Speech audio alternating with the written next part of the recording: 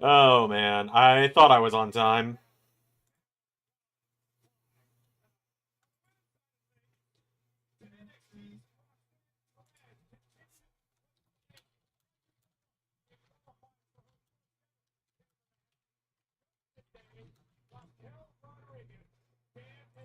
Same thing we do every Monday. Try to take over the world.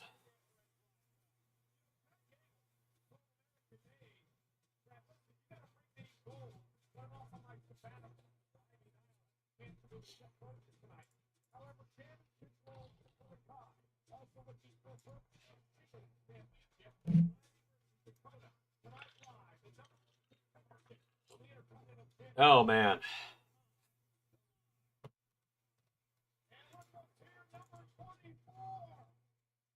Oh my god, is that? Oh shoot, it's Jeff Gordon.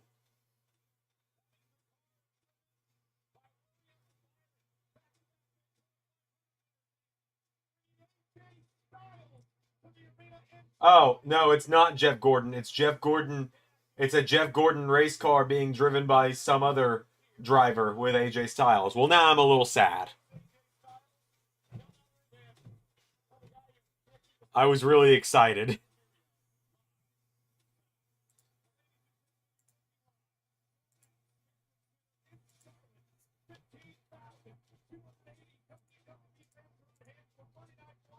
Hey, Daryl. Hey, Zach. Glad you liked the Rumble yesterday, Zach.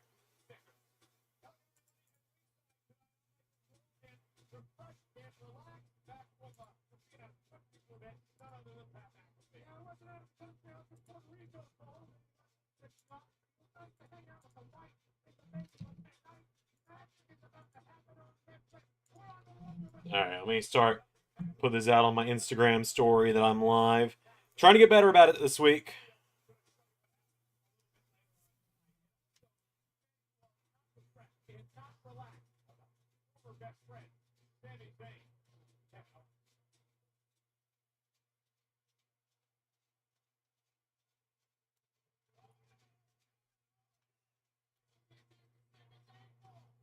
All right, let me swap over to LS11 Universe. Oh, my phone is dying. I need to plug that up.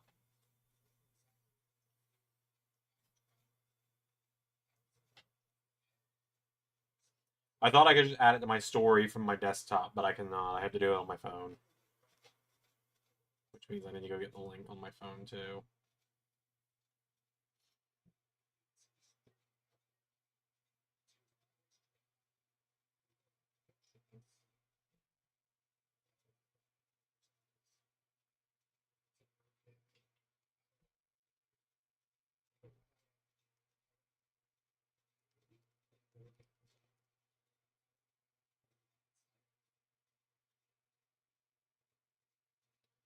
Alright, let's see. I need link. Where's the link? Where's add link? There it is.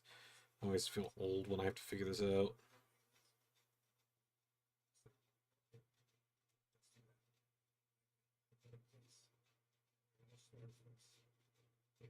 Tracy Fatu gave the advantage. Yes, he did.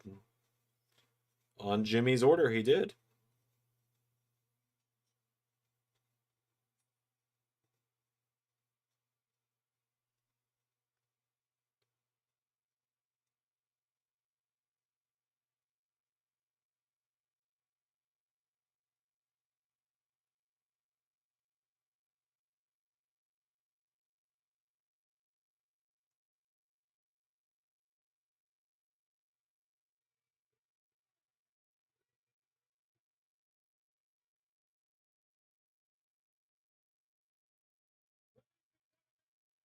All right, let's see.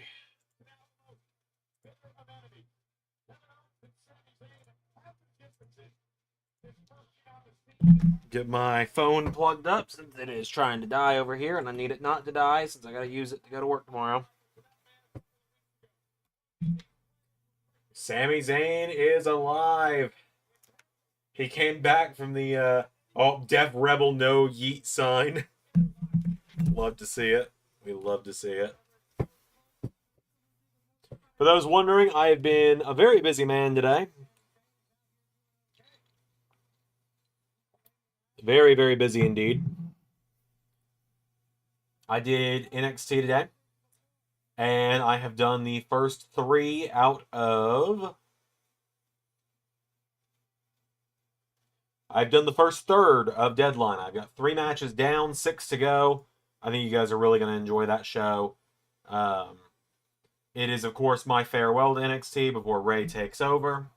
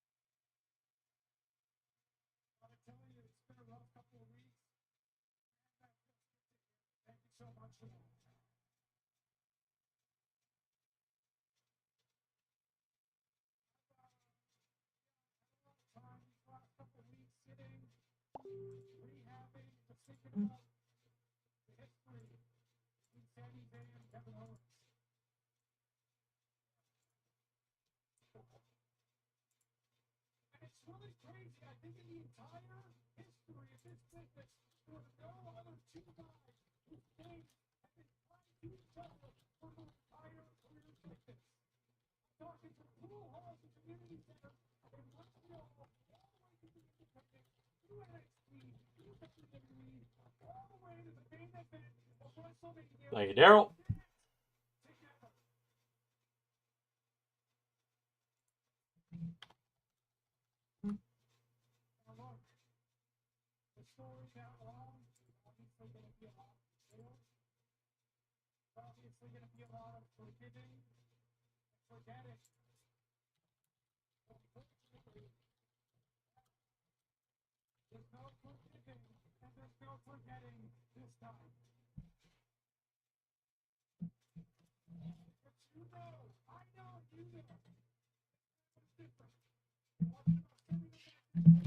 Hey, Kevin.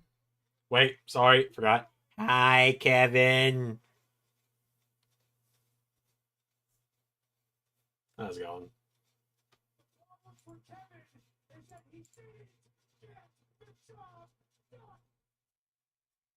But yeah, tried out some new stuff with that short today as well. For those wondering, that was me testing something just to see if there'd be interest in doing a few kind of story building things through YouTube Shorts instead of trying to do matches there. Although speaking of short stuff, um,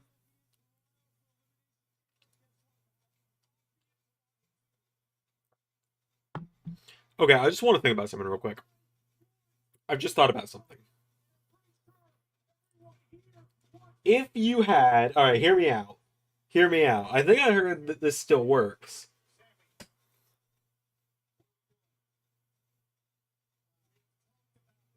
Oh boy, here's Adam Pearce.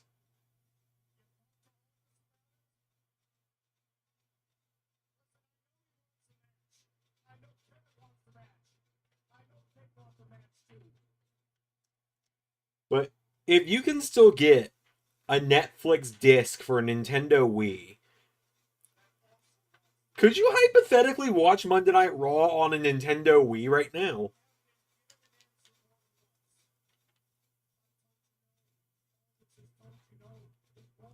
I used to have a Netflix Wii disc. I'm looking this up just because I'm curious.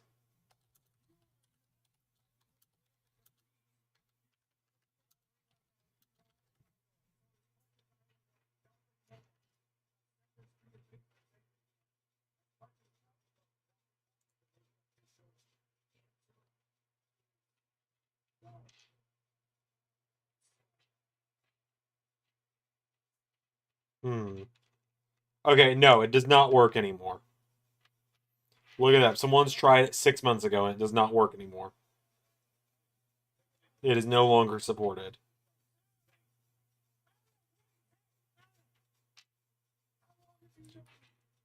It does still work on Xbox and PS3 though.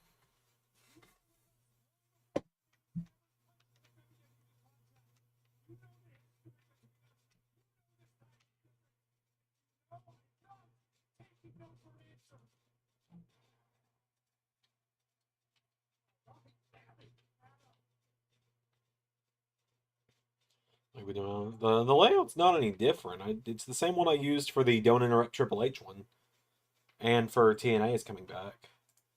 I do appreciate it though, but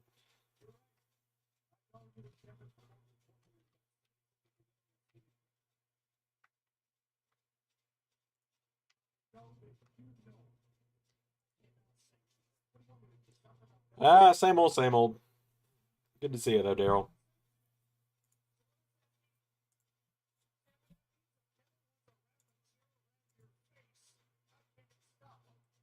Rip Blockbuster and Family Video for real though.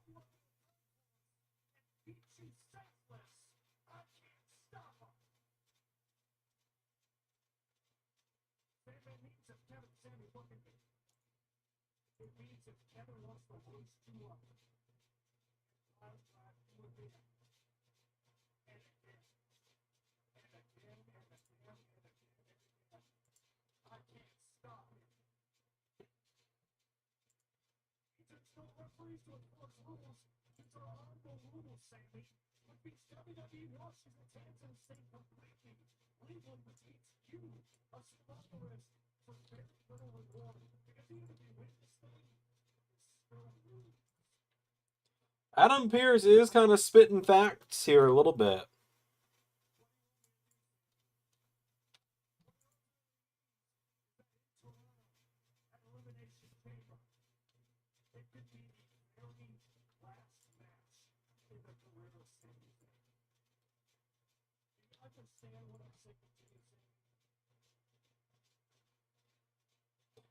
The only videos are still around, but they're done. So, like, yeah, pretty much.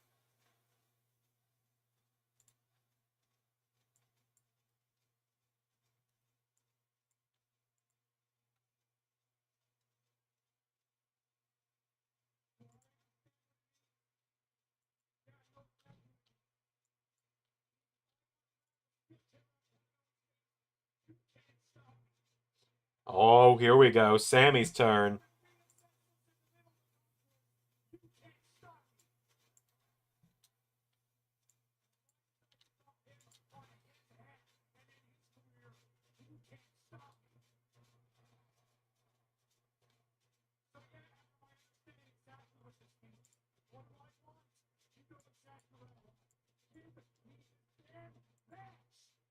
You'll get your match when you fix this damn door!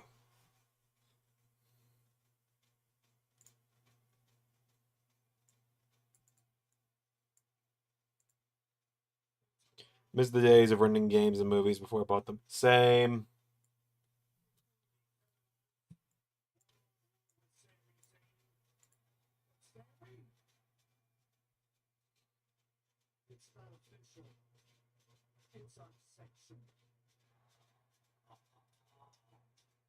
Nice.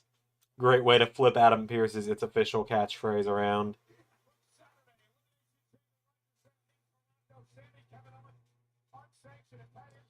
But yeah, so once I finish Deadline, I am officially done doing NXT. Ray takes over, which is crazy to think about. And I'm almost done with Deadline. I've done the first 3 matches, 6 to go. The big ones are the Iron Survivor matches.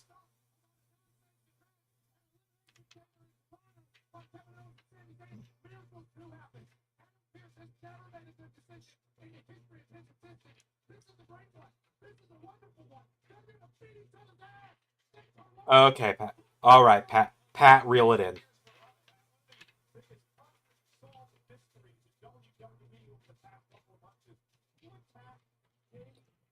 Yep, who killed Cargill? The big mystery, Maggle. Definitely not Naomi. Totally not Naomi. She's the most trustworthy, don't you know?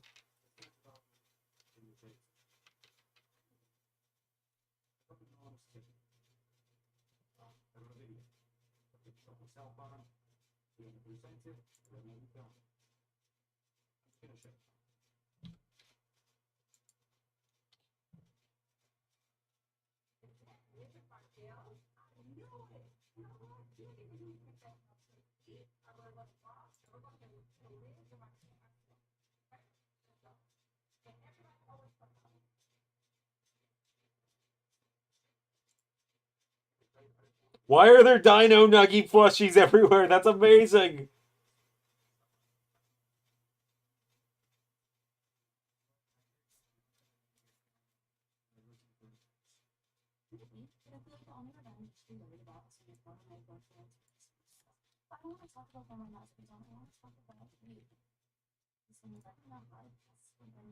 Like the Liv and Raquel being the ones. It isn't true. No, it's definitely a red herring.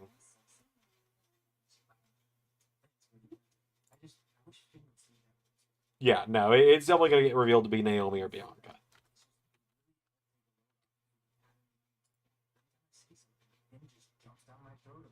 Hey, someone mentioned my name? Yeah, we were talking about your huge match tonight with Raw. Thanks so much. Thank you. And I was just thinking that after tonight, there's going to be 3 members of the Judgment Day. I need a new name. Right? You. Because you already beat Yes, Me? Because I'm going to beat Seth Rollins. Oh, Finn.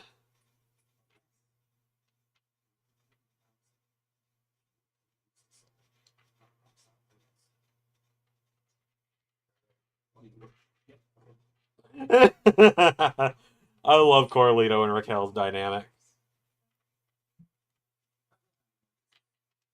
And at the end of the night, the Judgment Day, we're all going to be back in business.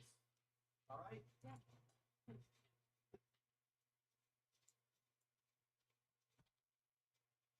No new members. I think we could see a new member tonight. I don't know who yet.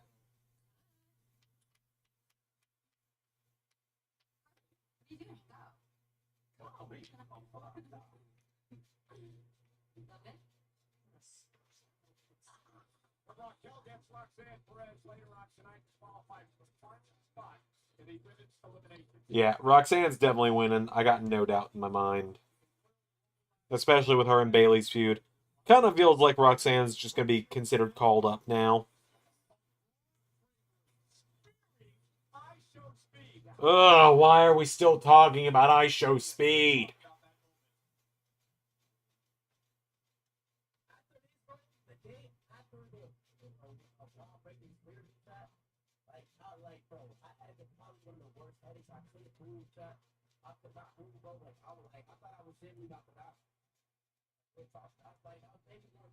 One of the most craziest sports ever.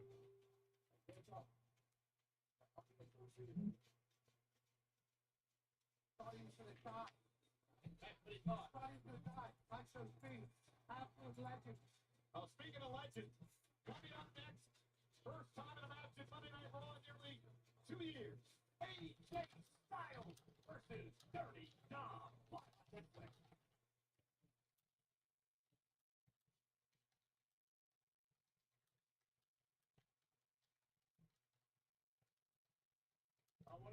that's going to be. We are sold out tonight in Charlotte, North Carolina.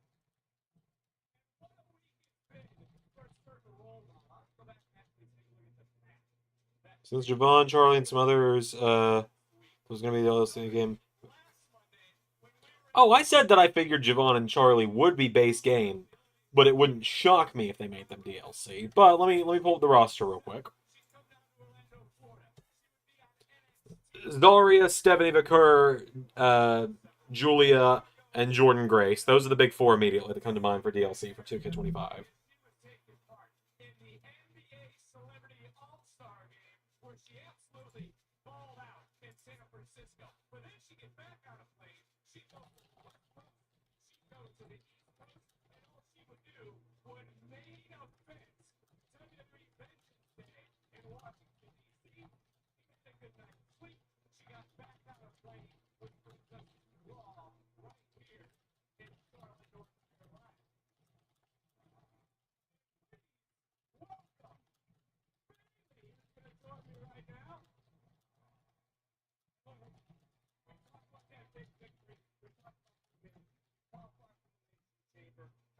Motor City.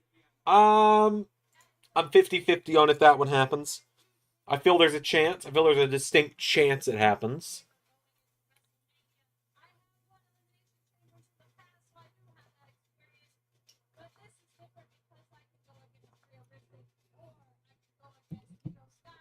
I'm trying to pull up the roster, but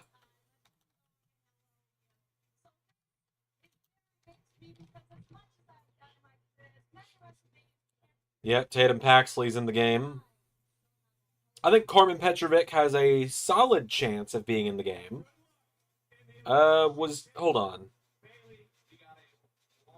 Jasmine Nix not being in it does kind of shock me. I feel like she'd be the 5th and final NXT woman we might get for the whole Fatal Influence stuff.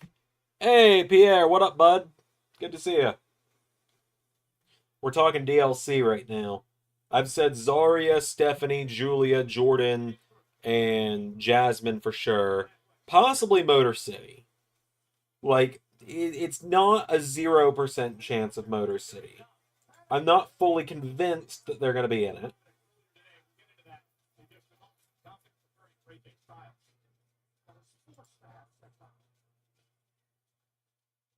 Yep, Charlie Dempsey being in it is exciting as well. Eddie Thorpe is in it, apparently. For, reasons, I guess. Two people are probably excited about that, and I'm very happy for Eddie Thorpe and Eddie Thorpe's mother that they're both excited about that. No one else really is, though. Kiana James is in it. That's pretty cool. I'm looking at the newcomers list. So we got newcomer-wise, we got Alpha, Akam, Alundra Blaze, Andrade, Armando Alejandro Estrada, Ava, Brother Love, Captain Lou Albano, Super Mario himself, Charlie Dempsey, Eddie Thorpe, Electra Lopez, Rowan, Ethan Page, Haku, Head Shrinker Fatu, Head Shrinker Samu, Islander Tama,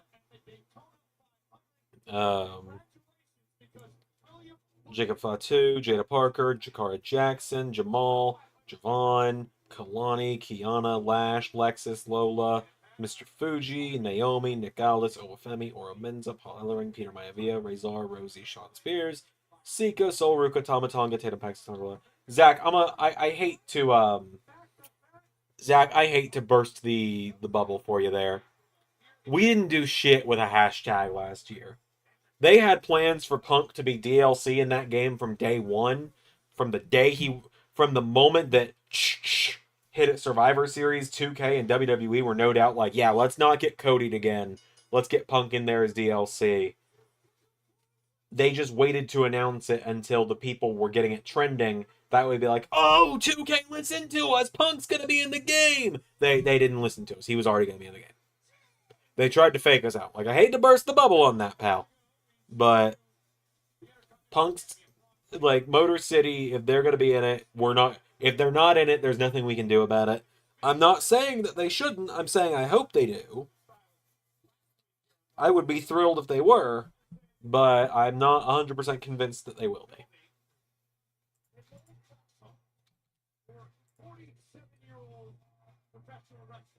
So let's see. Let me look at main roster. Is there anyone main roster that appears to be missing from the game?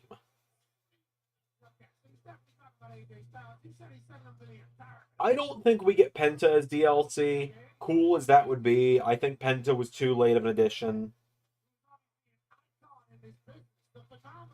Same thing for Ricky Starks. Motor City on SmackDown are, they're missing from the game.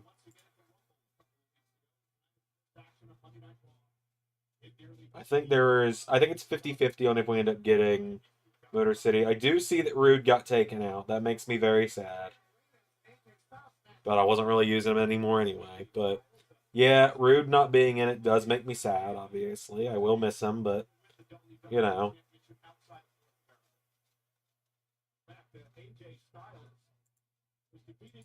Can't say I'm terribly shocked. Let's see. I'm just scrolling the roster here. Really, other than Motor City, no one from main roster got missed out, which is nice.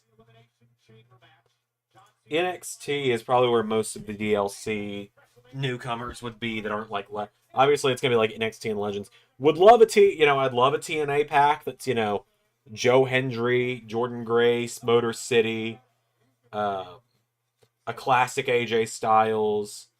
Is E in the game? Yeah, Big E's in the game, Zach. Yeah, Big E's in the game.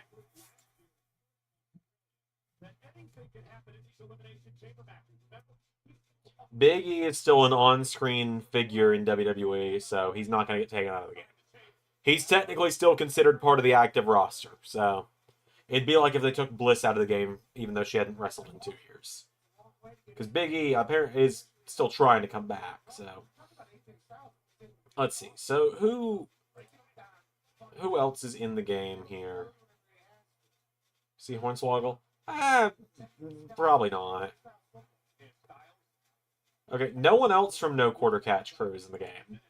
It's just Charlie, which is fine. Let's see. Just going through the NXT roster. I don't see Rizzo. I don't see Ariana Grace. I'm going through and I'm saying who I don't see or who I do see getting added that's not in it. Brinley Reese, no. The rest of OTM, probably not. I don't see Bronco Nima and Lucian Price being advertised as DLC. Carly Bright, nah.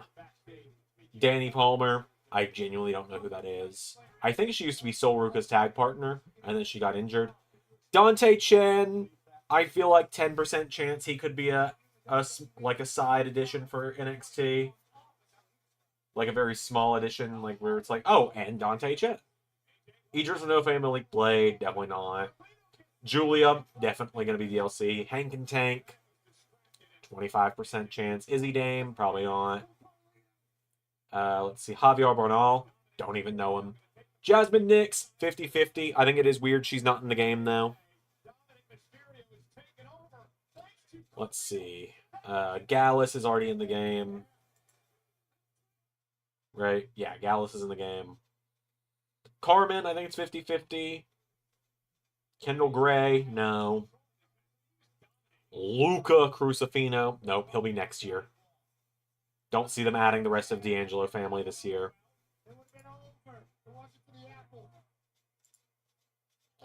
Let's see. Mako, probably not.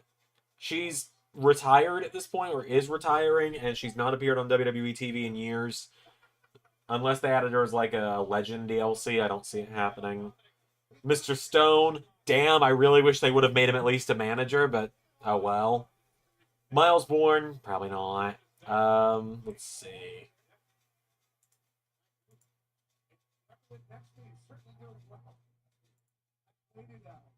Who else? Riley Osborne's not in the game, right?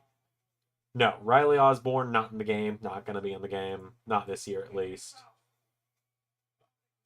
Let's see.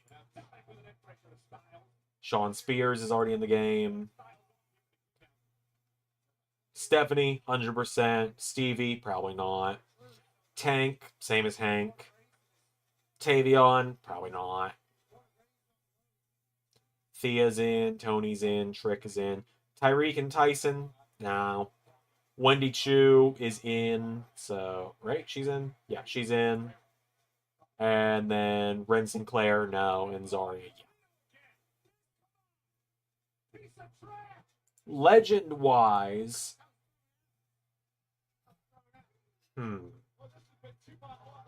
what legends are not in the game that they could add? It's not a 0% chance for Hornswoggle. I feel like there's a chance for Hornswoggle. Because he just got that Legends deal.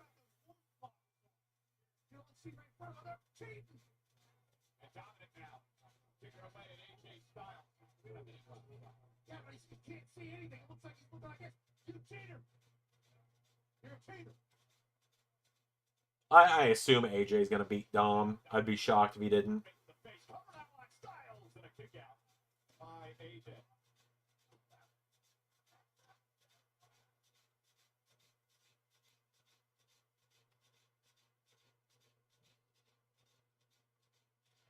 We're sold out tonight. Charlotte, North Carolina, 15,280 WWE fans on hand. Pastor, we talked about the Hall of Fame earlier on.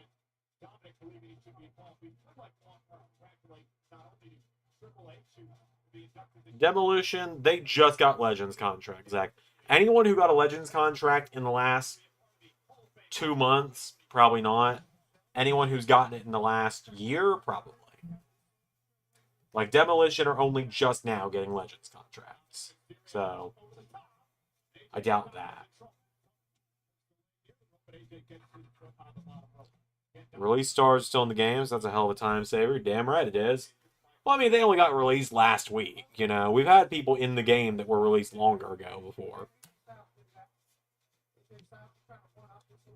Like, the only time they've ever taken someone out that quickly after a release was, like, Ryback got taken out before 2K17, but that was because he got released, like, 6 weeks before the game came out, and it was such a bad falling out with the company. Like, he'd gotten suspended, like, 3 months prior. Does anyone else remember that? He had the match with Kalisto at Payback in Chicago. But during his entrance, he got down and did, like, the CM Punk thing and went, "It's feeding time," and he got suspended indefinitely for that, and then got fired.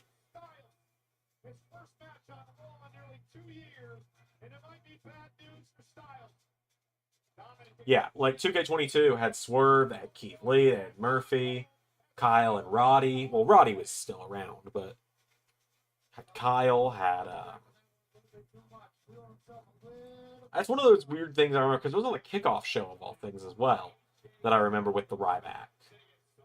Speaking of the Ryback, he had a run in with Brock in the Rumble. That was weirdly fun for me. Oh, Ryback, but it was indeed feeding time. Also, Corbin being in the game makes me very happy. Corbin's in the game, Indy's in the game, and Tegan is in the game. They didn't get taken out. Very happy about that. That's 3 people I don't have to use call slots or mod slots on. Got released on my 16th birthday, August 8th. Wow, dude, you are 2 fucking weeks younger than me. If your birthday is August 8th, yeah, Kevin, you are 2 weeks to the day younger than me. My birthday is July 25th. That's wild.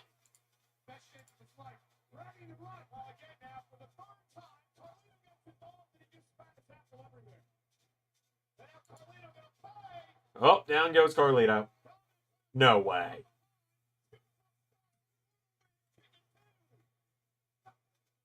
Oh, pop-up Styles Clash? Hell yeah.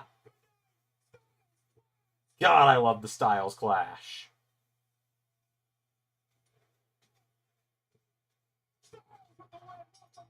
AJ with the dub. You love to see it.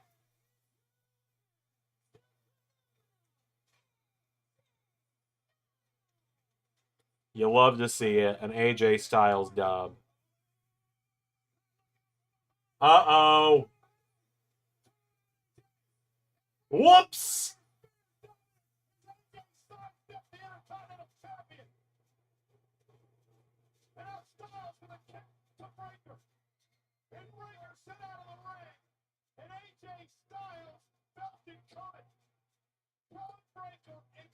Huh. Braun Breaker accidentally spearing Dominic Mysterio against a veteran of the business. Oh, talk about fucking aura. AJ just catching the shirt. That was sick.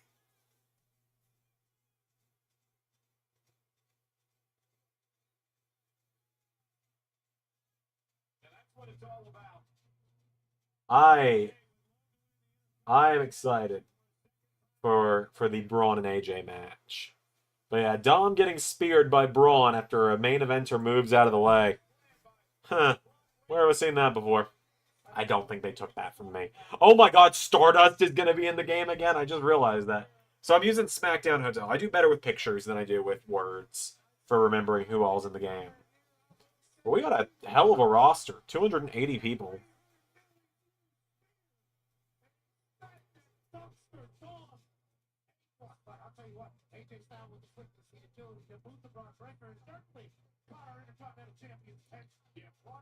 I really wish they would give us either, like, you know, why are they going to give us 2010 Wade Barrett or 2011 Wade Barrett? Just clean shaven Wade Barrett with the jacket with the rose on it.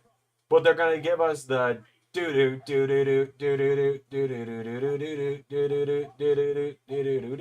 theme and everything. Like, make it in mind, either give him the Nexus theme or make him modern Wade Barrett.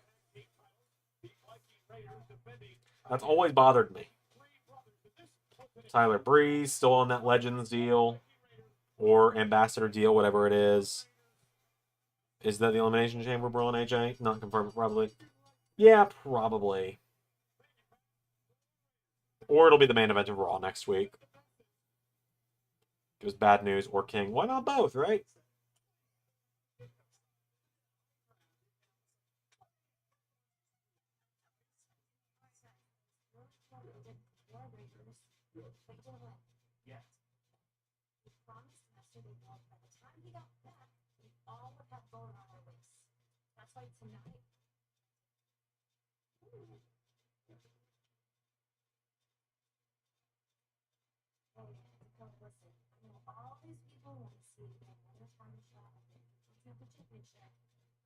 Let's see. Who else is in the game? That's kind of a shock to me.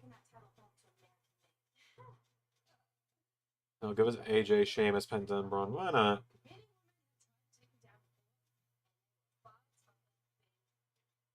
Let's see. Seth Rollins 22 is the only Seth Rollins persona, or the only Seth Rollins it seems we're getting. Did they reveal all of the showcase matches yet? Let's see. Because that's probably what's going to bring it all the way up to 200 or to 300. Is there's probably going to be some era versions of characters from the showcase mode. Is it too early for Penta? No, they teased him and Braun. Alright, so showcase mode, we got Nia and Lyra from Queen of the Ring 2024. Interesting. Oh, what an all-star lineup, and Logan Paul. Rock and Roman against Cody and Seth. Roman Cody. Roman Seth from the Rumble 22. Usos New Day in the Cell. Humenga and Cena from New Year's Revolution. Yokozuna versus Hogan from King of the Ring. Wild Samoans and Dudley's in the Dream match. And that's all we know so far. The Barrett theme song. Just don't care anymore. That's a pretty good one, too.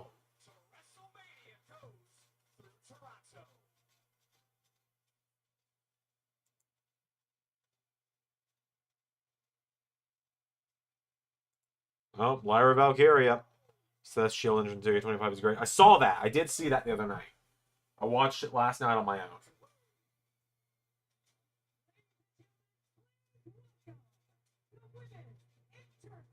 Lyra Valkyria just looking very pretty as always.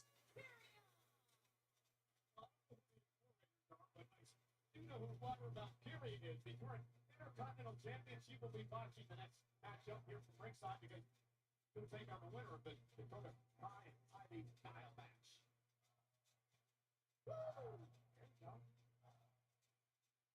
I know she's someone that Ray and I have talked about a little bit in Universe because I gave Ray Lyra for SmackDown recently. She got called up from NXT recently to SmackDown, and she's gotten pretty over with our fans, and so Ray's been discussing potential ideas for her. It's gonna be weird to have Aldis in the game. I don't think it's gonna be weird to have him. I think it's cool. I think it's gonna be cool to have him.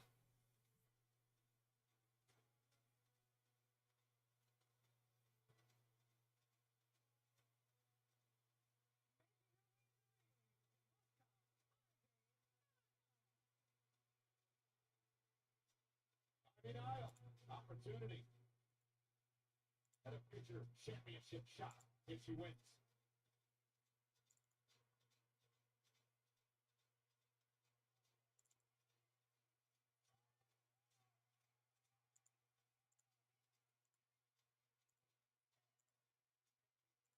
Is there a way to schedule a post on Instagram? Doesn't look like it.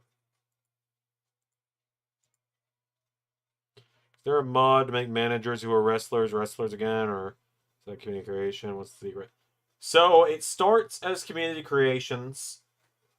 When the game first comes out, it starts as community creations. Then when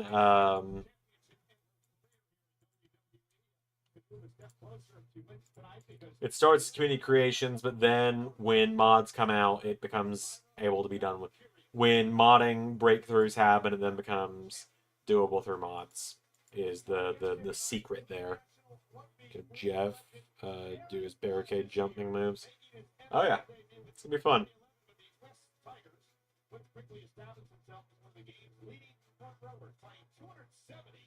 NRL games and has proudly represented Australia on the international stage in 17 Test and 6 World Cup matches. Maritime toured the U.S. as the best of rugby leagues and turned into Allegiant Stadium in Las Vegas this March.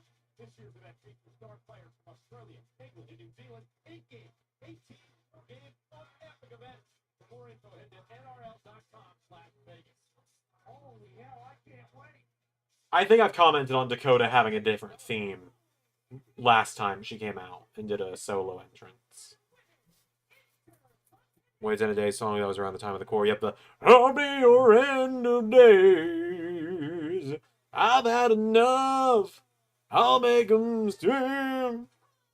So Brock Steiner is signed. Oh yes, yes, give me the Breaker Brothers. Braun and Brock Breaker. Do it. Another opportunity for Dakota to win her first singles championship if she can win here tonight. I deny obviously close to American made. Do it, cowards. Yeah, the way I handled that theme in LS11 Universe, for those that don't remember as well, just for those that weren't there, / those that just happen to be wondering, because you don't remember, that theme is canon to LS11 Universe, even though the core is not. Because the core is very, very different in LS11 Universe compared to... Or the Nexus history is very different in LS11 Universe, as we know. As we know, the difference is the Nexus won against Team Cena at SummerSlam 2010. It was a much different Team Cena as well. Instead of a bunch of misfits.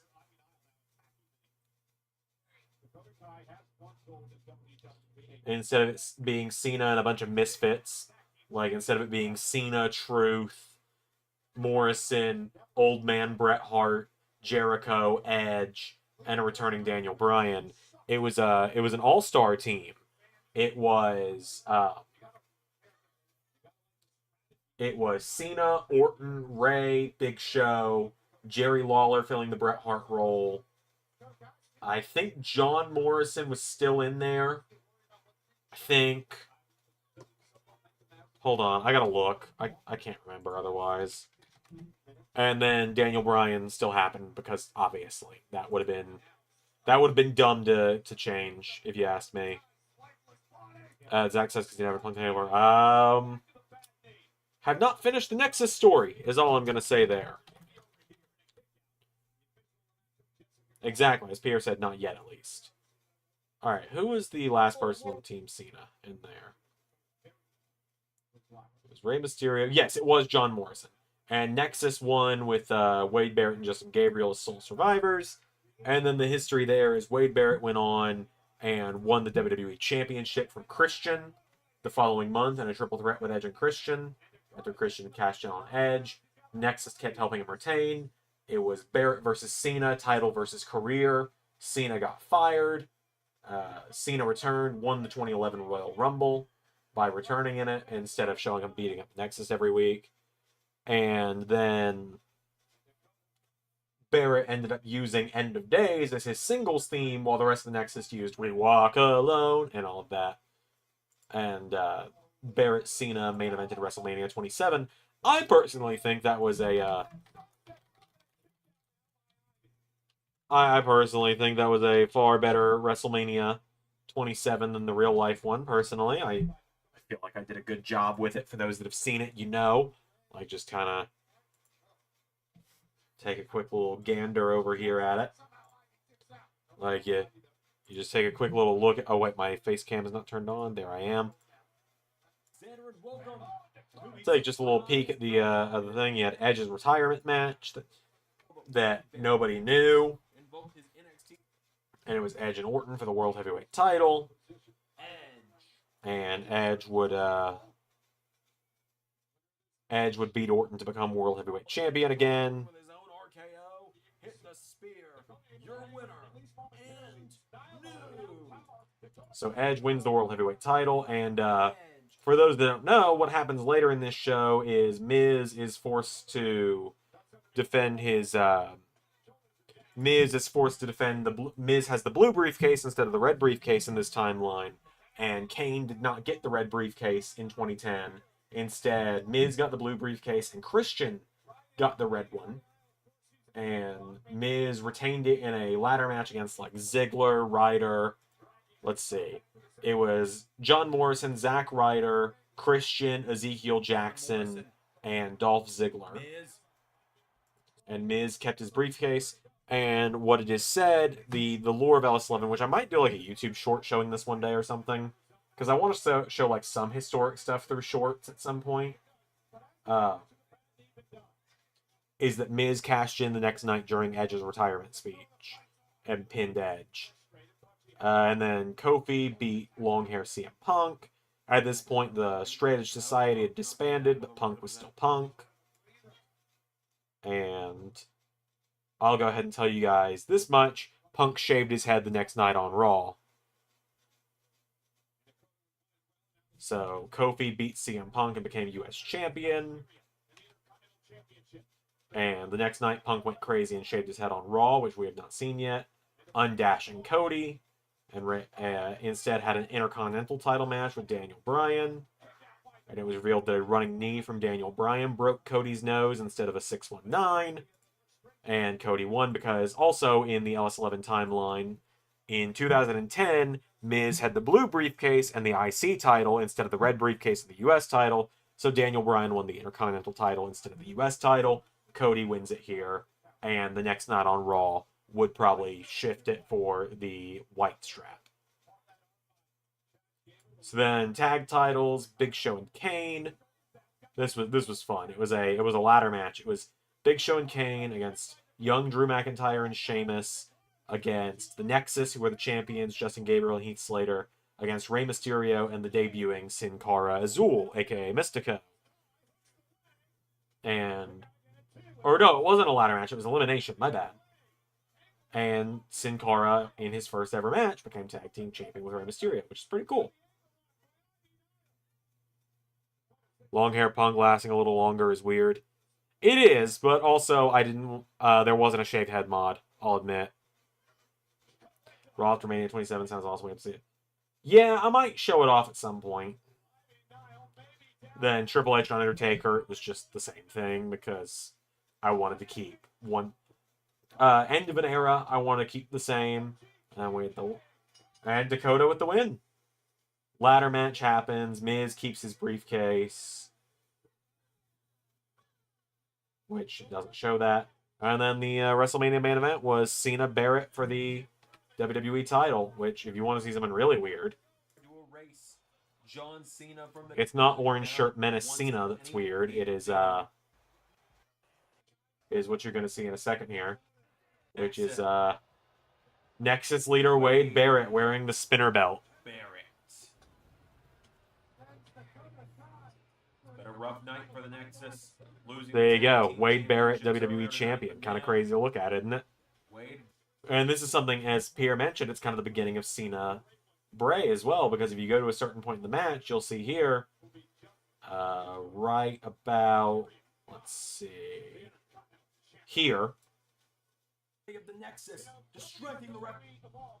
Michael McGillicuddy, aka Curtis Axel, shows up, distracting the ref. So, and oh my god, well, there's one of the men responsible for Cena getting fired earlier this last year.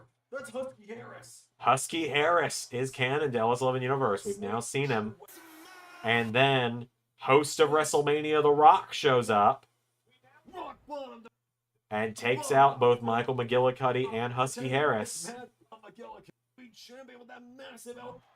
only to get absolutely fucking leveled by Wade Barrett. But here comes Cena. And then Cena shows up, and it's like, oh, Barrett's gonna win. But one more time. Barrett He goes for it. But Barrett goes for one more wasteland. He gets a little greedy Wasteland. into And Wapa. adjustment. Cena scrambles it. Pair of AAs. Cena wins lull. And WrestleMania 27 ends with Cena as champion. So, did Rock Cena stay the same? I can confirm that once in a lifetime happens at WrestleMania 28 in LS11 Universe still. Because, I mean, it's already been established what happened at WrestleMania 29 in LS11. I'm going to still do Mania 29 at some point. But, like, if you're sitting here like, oh, what happened at Mania 29? I'll show you guys real quick. Because there was a point in time where I was going to do... where I was going to do things this way. This was going to be how retro shows were formatted. This was also the last ever Universe episode on 2K19, done in the year 2023. Because I thought it'd be a cool way to do like a throwback to the original days of LS11 Universe. And story may run similar to that of what happened in the real world. Let's take you back and discuss the differences that have led to the main event of TLC 2013. Starting off this year, CM Punk walked into 2013 as the longest reigning WWE champion of the modern era. A 434-day reign seemed as if it was going to come to an end at the hands of the Great One at the Royal Rumble, where ultimately the reign did come to an end after The Rock defeated CM Punk, much as he did in real life. However, rather than challenge for the championship in a rematch at the Elimination Chamber event, The Rock and John Cena seemed set for twice in a lifetime at WrestleMania 29, but CM Punk had other ideas.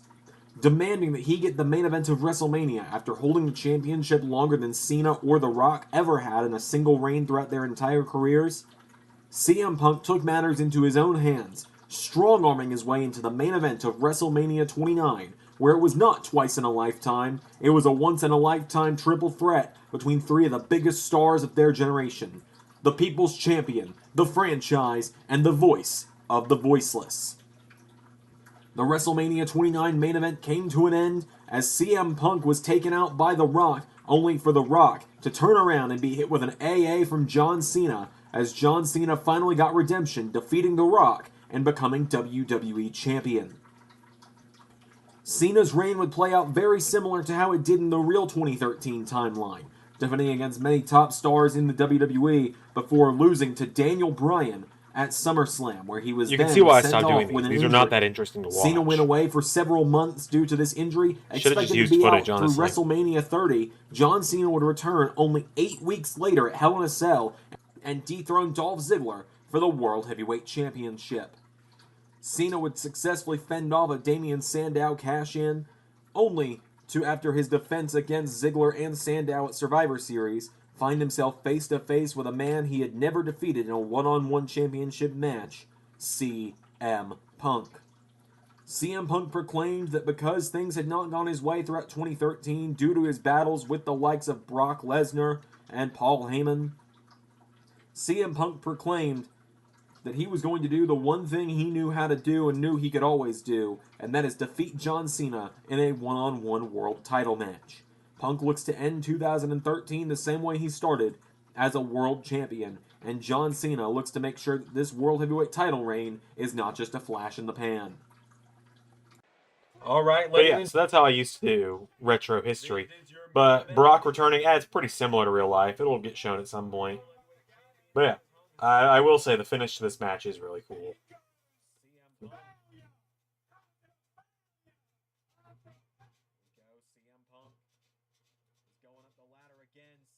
But yeah, the finish to this match is pretty cool. You guys will see. Bam!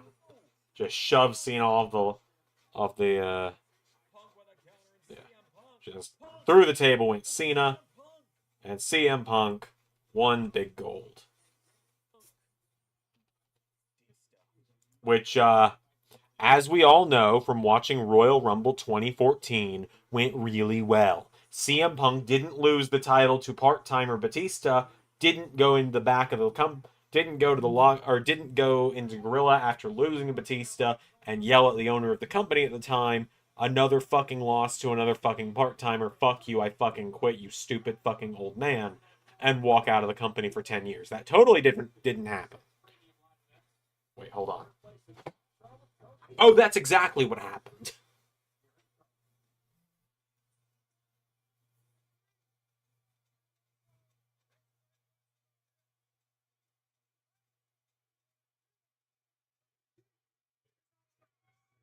Oh my god, Gunther. He's doing the J entrance.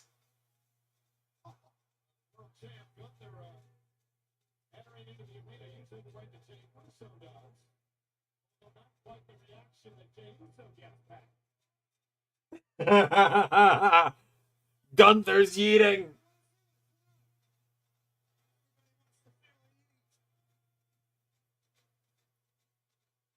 Well, I'm way smarter than all of you anyway, so I get to talk to myself. Very simple gesture for very simple people. Oh my god, I love Gunther.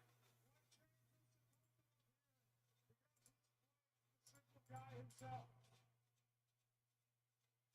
You know, I don't blame you for not appreciating me. Because me performing for you is like reading Shakespeare to a dog. Wow. Me performing for you is like reading Shakespeare to a dog.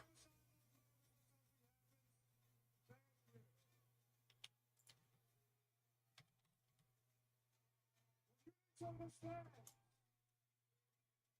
that as the best wrestler in this company on the ground, I am sick and tired of stepping in the ring with Since I took AEW, went back to my original AEW run. Yeah? I don't even go back to that at this point. I liked my original AEW run, like, for the first year. Up until the first Double or Nothing, probably. I like it a lot. It was a very collaborative effort for the first... Pretty much until Ray took over, it was a very collaborative effort, actually. There are no title changes in AEW that were that were just me alone making them. digging its own grave. Or you shut up and think of it, come on.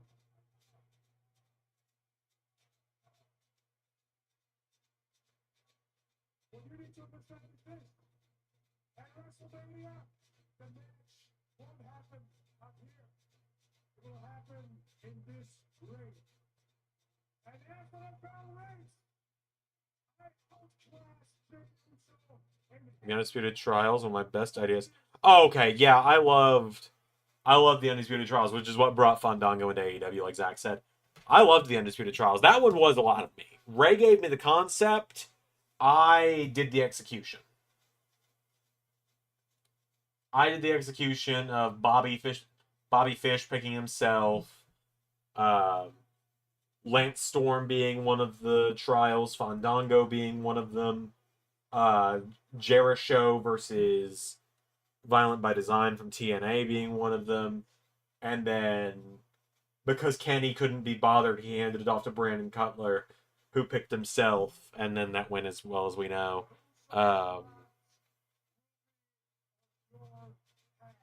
And then Adam Cole's trial was that Jericho had to retire.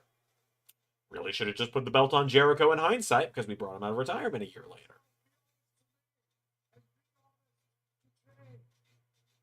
who you really think Jay stands a chance to beat me at WrestleMania.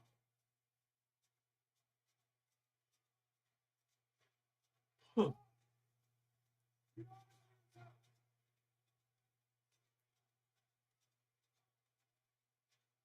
Yeah, I guess Gunther does get a pass till Mania. Same with Cody, probably.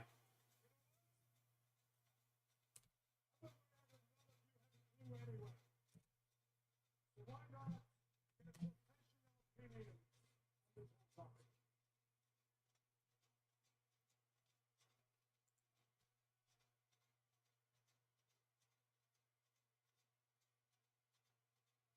So the Drew Jericho match and build was fun. Oh, it was very fun.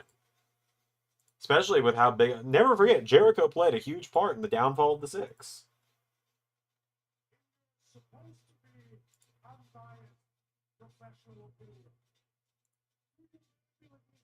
that Jey Uso has a chance to beat you at WrestleMania.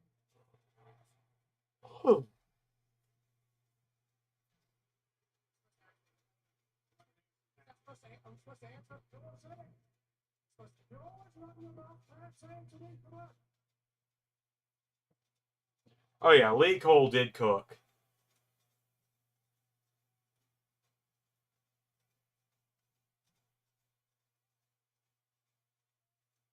Do I think Jey Uso can beat you at WrestleMania? Be careful here. Okay, no, be careful.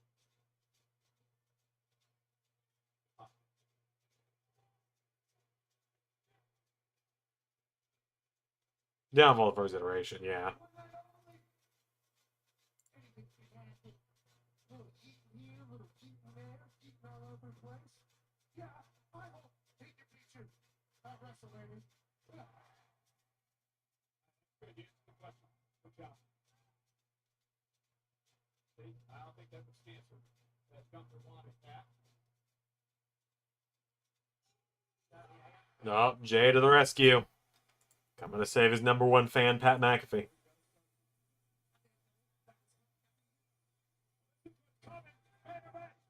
Jey Uso. The officials try to hold Jey back. Jey is hurt about. Pat, what do you do? Like you're gonna get us both killed. Oh, the 6. What a time. Which I will tell you guys, I talked about this a little bit the other day too. I think I talked about it on Friday. I'm working on the scripting phase. I'm going to try and get the scripting done tomorrow. I am going to officially be producing an updated version of the entire history of LS11 universe for 2K25. I'm going to make an updated edition. Oh shit, Jay's super kicking security guards. Oh no, John Cone, be careful! My boy John Cone!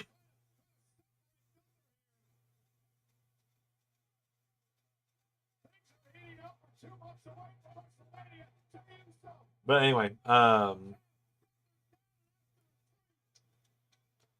working on an updated version, and the way I'm going to handle it this time is it is going to be... So, there's going to be 2 versions, right?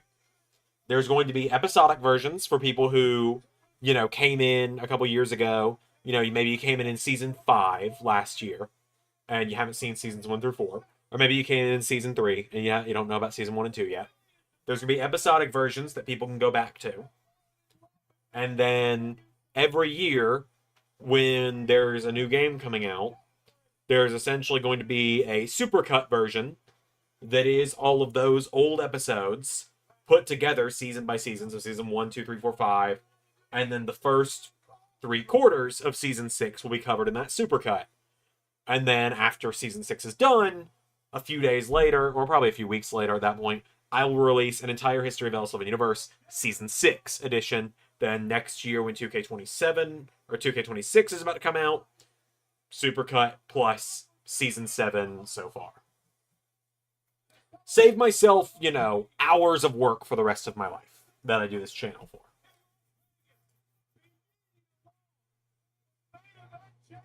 So right now, the entire History of LS11 Universe is up to... It's up to SummerSlam Season 1. And it is still divided up by seasons, and the seasons do also have names. Season 1 is still called The Book of Rollins, which goes from October 2019 to October 2020. And then there's going to be Season 2, which is called... Oh, Kathy Kelly with the glasses. Oh man. Whew! She is a beautiful woman, is what I will say. And I like a beautiful woman in glasses. You've all seen my wife.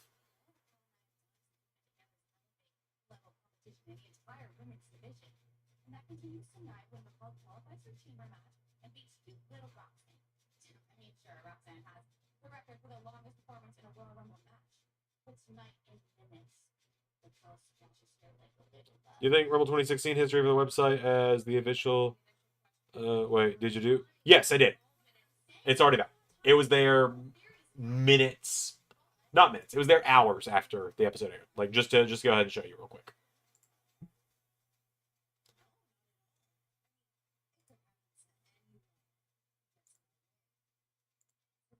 There's Triple H.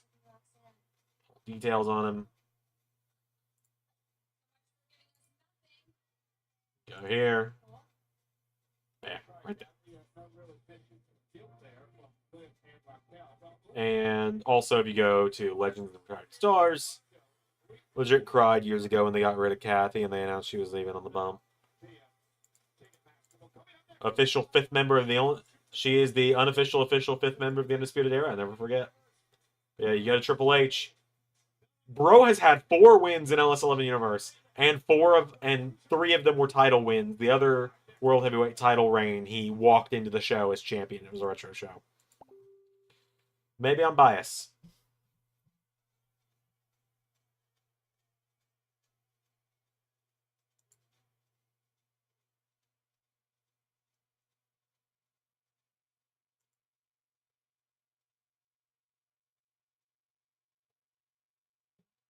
Oh, Jay is storming around backstage.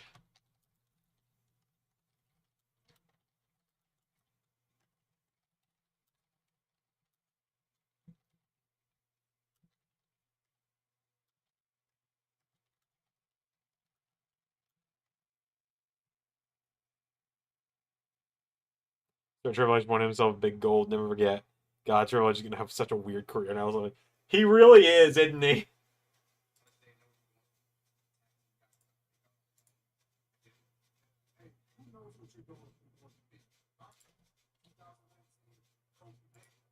Nobody thought that I could do it. Your heavyweight championship match. See you. Ooh, guys are gonna beat that behind, boy. You might beat the tattoos off. We're gonna knock them right off. Listen, for the band on social media, souls did for me. But you know that. Everyday sucks.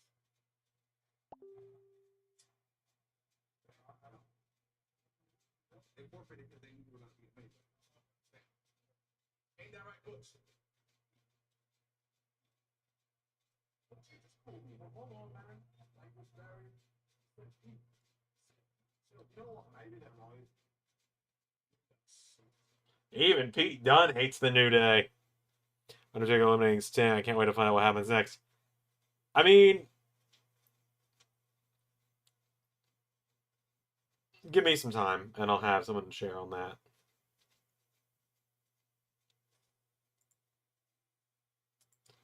We got Pete Dunne.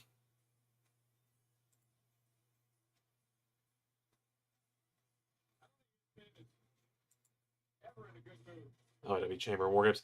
Yeah, that's coming in a couple weeks.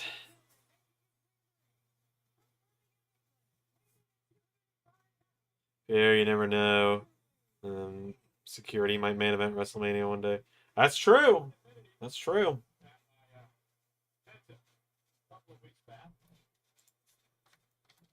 It's an opportunity, in fact, for Houston right now.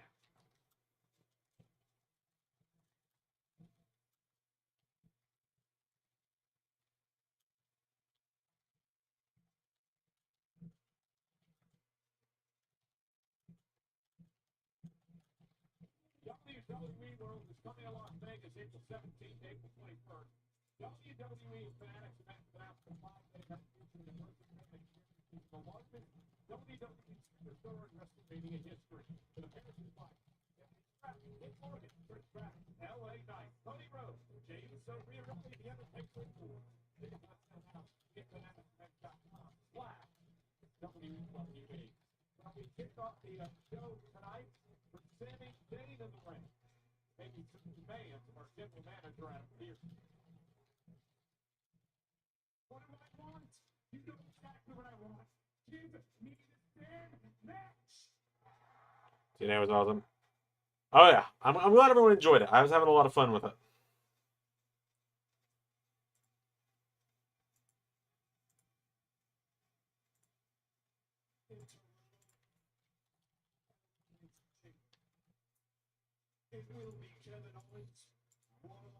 Also, for those wondering, because Elimination Chamber is going to be this weekend, Sami Zayn tonight. Beth teases me, "You know what I want? Give me what I want!" So, just to give you guys a little update ski, what you can expect at Elimination Chamber 2016 this weekend is number one contenders Elimination Chamber match to determine who challenges Triple H at WrestleMania for the World Heavyweight title, which will feature Dolph Ziggler versus AJ Styles versus Intercontinental Champion Tyler Breeze versus Chris Jericho versus The Ryback versus The Big Show. Zack Ryder is going to challenge Kevin Owens for the United States Championship. Brie Bella is going to challenge Charlotte for the Divas title. Seth Rollins is going to face Roman Reigns in a number one contenders match to determine who challenges for the WWE Championship at WrestleMania. Primetime players will challenge The New Day for the WWE Tag Team titles. Becky Lynch and Sasha Banks will face Naomi and Paige, and the winners of that women's tag team matchup will challenge Charlotte Flair in a triple threat for the Divas title at WrestleMania 32. Except it won't be the Divas title, and I think we all know that. And, of course, the main event, Dean Ambrose is going to defend the WWE Championship against Wade Barrett, Rusev, Sheamus, Bray Wyatt, and Neville.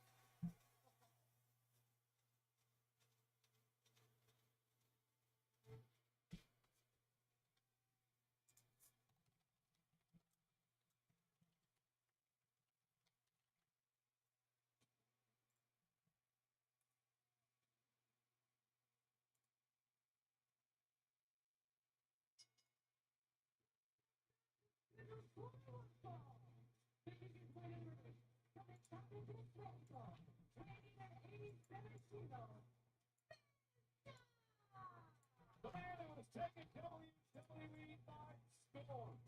He has reached superstardom levels in just Oh, yeah. Hell of a lineup on both sides. with flashed over 42 minutes in his Royal Rumble debut. Why is the world enamored with Penta? I think it's nothing.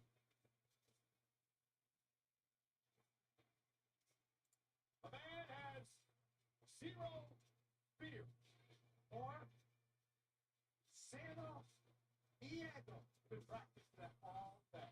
See, aquí estamos, mi amigo. Okay?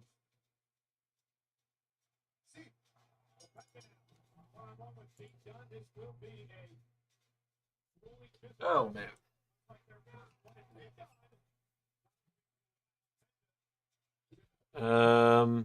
Dijak finally got his hands on a member of the Hurt Syndicate, but it's another member we were hoping for Dijak to get his hands on.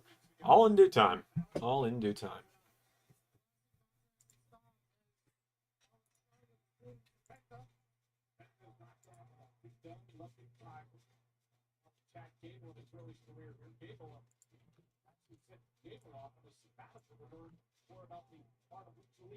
So, I feel like it's a higher chance now that it's going to be revealed that,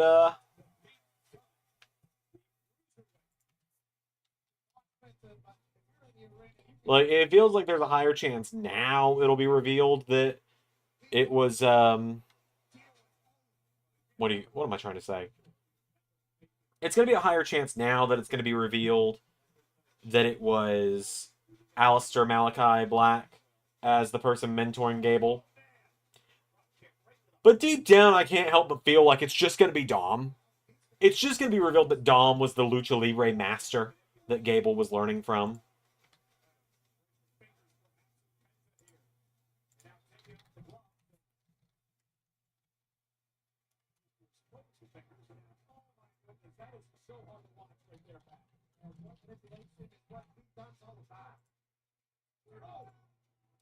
Like, I'm not going to be shocked if it's just Dom.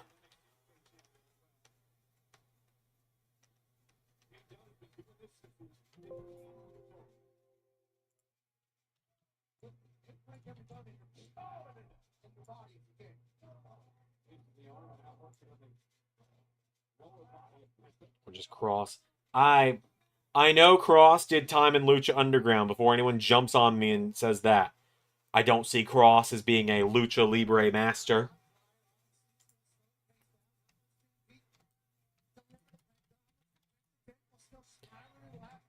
But because that would suck, you're probably right. Yeah, that's kind of... I had that realization today. It's like the, It's like the, oh shit, it's Roger. It's gonna be Roger, isn't it? Like, they say that this is a master of Lucha Libre wrestling that Gable is off learning from.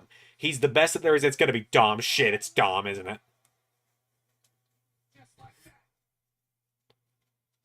Right, same thing there with Alistair. The only thing I could think of then of like why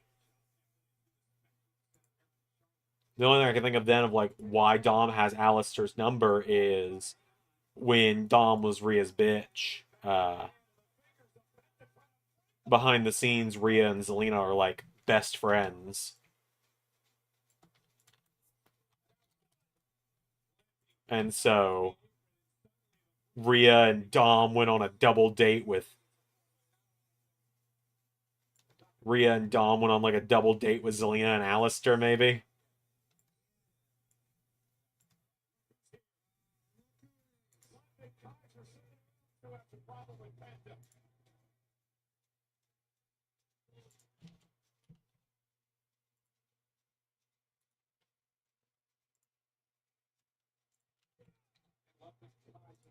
Making his presence felt. Is there another one who vowed to knock off Kenta only to find himself in the losing column after that matchup? Out here looking up. Which in kayfabe does sound hilarious. It does, you're right. I mean, look, WWE just needs to hire me for comedy shit. I think we all know this by now. I'm hilarious.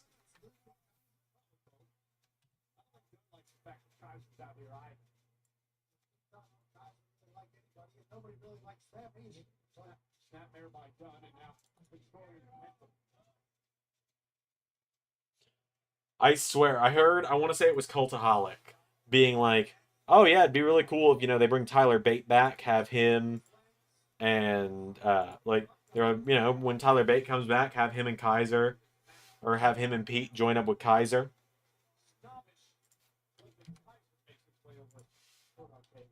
New form of Imperium with Gunther. And I heard Ray in the back of my mind just shouting, like, I want all the royalties. Because literally that is what Ray did in LS11 Universe. There's a video on that, because I'm just imagining Alistair just never breaking character. That's true. There's the whole video from Parts Fun Known about it, that I did watch back when I still watched them before they, I've talked about my beef with those guys before. It's old news. I ain't really concerned about it anymore. If I act concerned about it, I just seem like a hater. And at this point, life's too short for that, you know?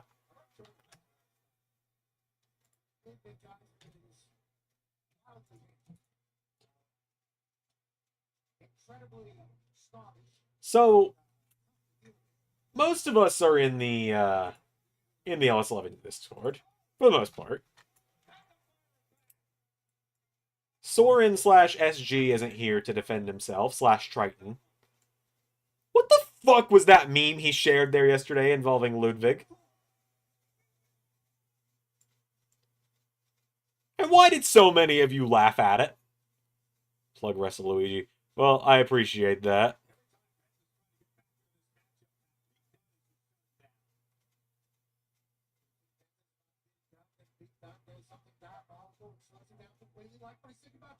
How would you book a Rusev return and first feud including? Yeah, Zach, I did a WrestleLuigi video on that this weekend. I was actually really proud of that as well.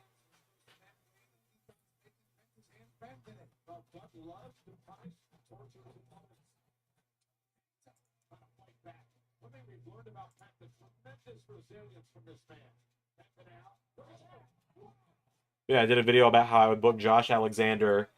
About how I'd book Josh Alexander, how I'd book Miro/Rusev and Alistair/Malachi.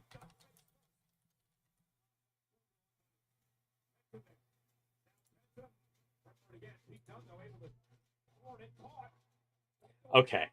I'm not saying you shouldn't, Pierre. I'm just also saying, what the fuck? Because, like, you guys don't see the stuff that JT sends me in my DMs, being like, can I put this in the Discord? Somehow, some of the stuff JT sends me and asks if he can put in the Discord that I'm like, I would probably prefer you not, is somehow more tame than that joke was. And when JT is being more tame than you,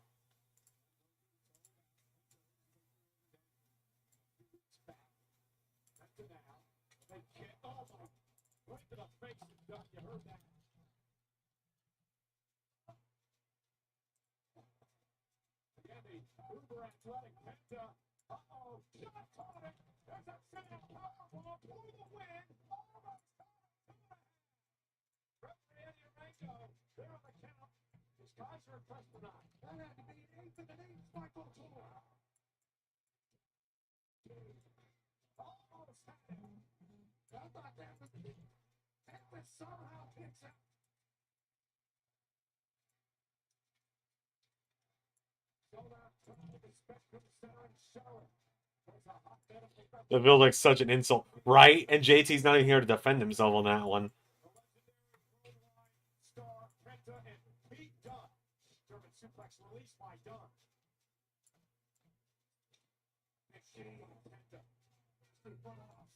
Sorry for the 4-on-4 on SmackDown. Oh yeah, that's gonna be fun. I'm excited. Ray told me who all's gonna be in it. I can't confirm anything on that one. Obviously, it's not my thing to confirm stuff on, but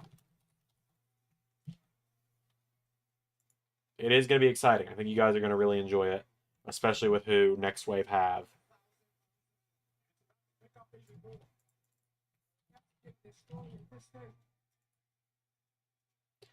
All right.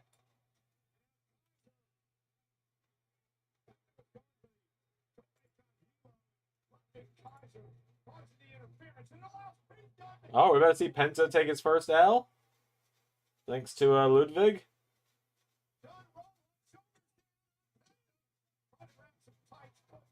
Not just yet. Could happen, though.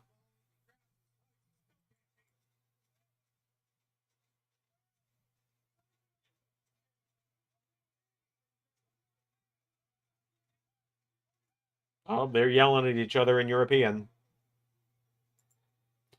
These are Champa too today. I sure did.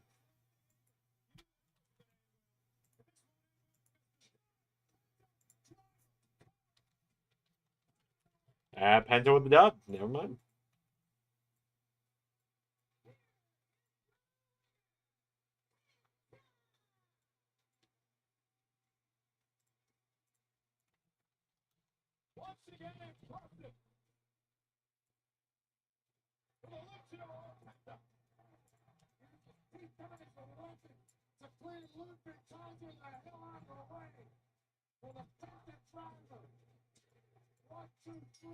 All right. Well, I suppose, you know, I made the first graphic for WrestleMania 32. Oh, Penta's getting assaulted. Anyone gonna come to the rescue?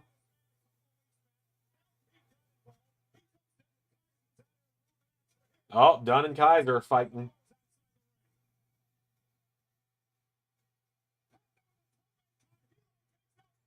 There's a thing for rib tip for Ciampa because he might need it.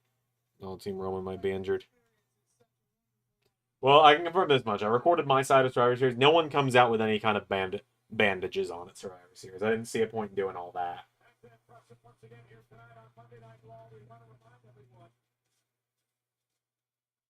But I can confirm, I feel like it's pretty obvious, that at the LS11 Universe version of WrestleMania 32, it is actually happening.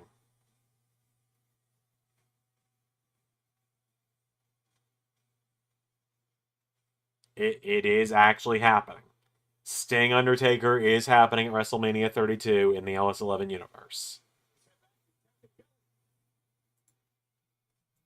Thanks, guys. I'm here with Jay Uso and Jay from last week's physical attack by prior to tonight's verbal assault. But that underestimated, Kathy. Totally valid considering you won this year's Royal Rumble, but I have to say, I've heard a lot of superstars are doubting whether you can walk out of WrestleMania as the new World Heavyweight Champion. So, how are you feeling confidence-wise?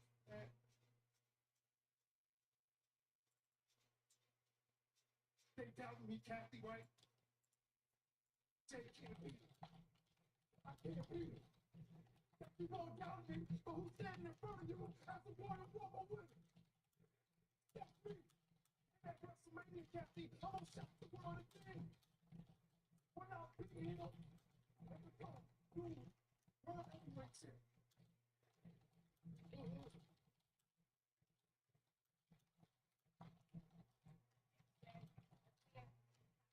So that's the question is getting to really believe that or is he trying to think stuff? But the either only three bills.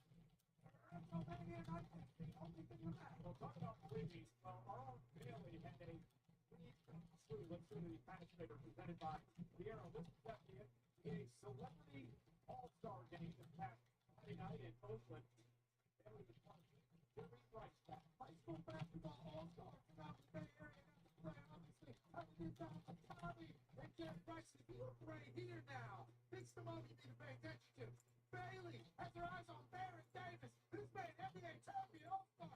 Stands at fifth to take on Bailey. He decides to pass the ball away to anybody. What is that, Bailey? Still takes on the defensive side. On the offensive side now, we do have some good handles. Looks like she had the ball before. Deep ball needs to trade for the shot. It was a pass. My phone just went off somewhere. Oh, it was Alex messaging me.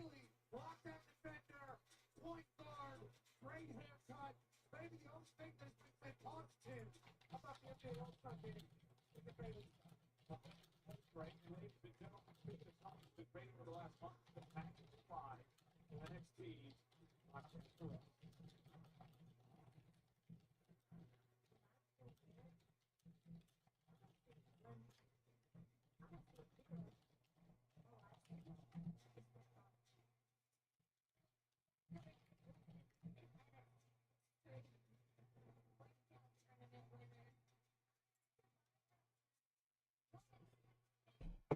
Oh.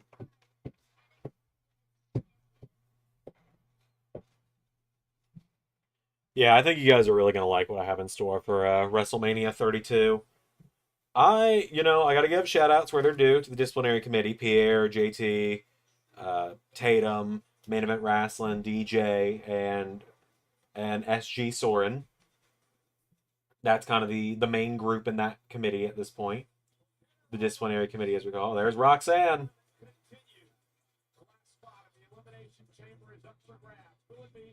I like the green gear. It looks cool.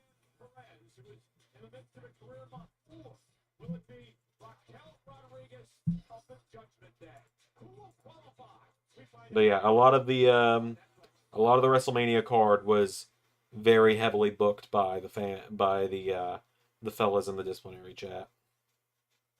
That's right. We're going to find out in moments who's headed to Toronto. But we know who's headed to Cincinnati next week.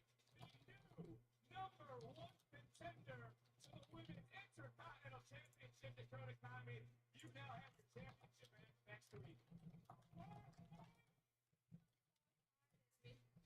You guys know my journey's been filled with a lot of highs and lows, but thing about me is I always pick myself back up, and I'm always stronger on the other side. And I lost the final of the tournament. I did. But I picked myself back up and proved myself and not start beating that title around my waist. But man, this isn't just about winning a championship. It's about proving that everything it took to get here was worth it.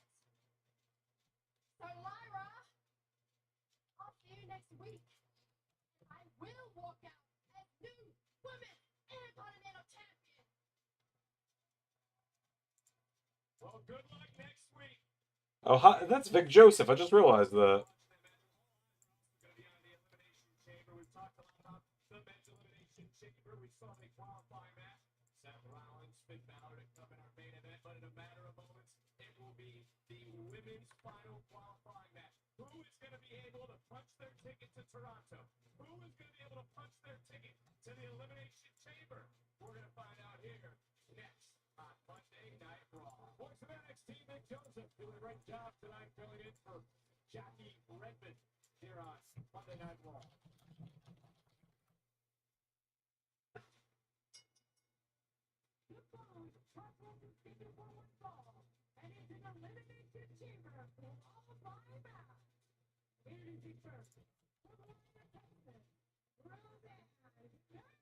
Roseanne Perez. God dang it, Lillian.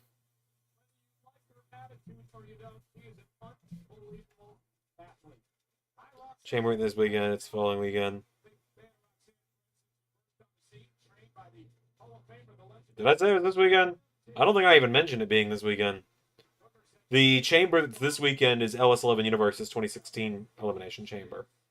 So if I said a chamber is this weekend, that is what I was referring to.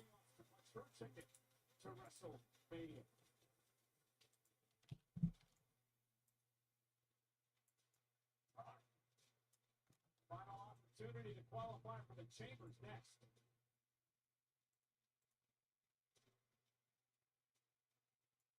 I may have misspoken, though. I don't remember.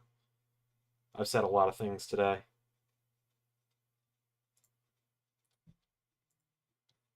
I say a lot of things to a lot of people.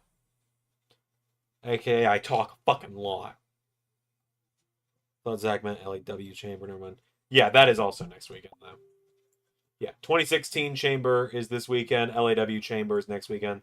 Although there is LAW this weekend, and I will be unveiling the rest of Team Xander will be revealed this week. I think it's pretty obvious who one of them is already.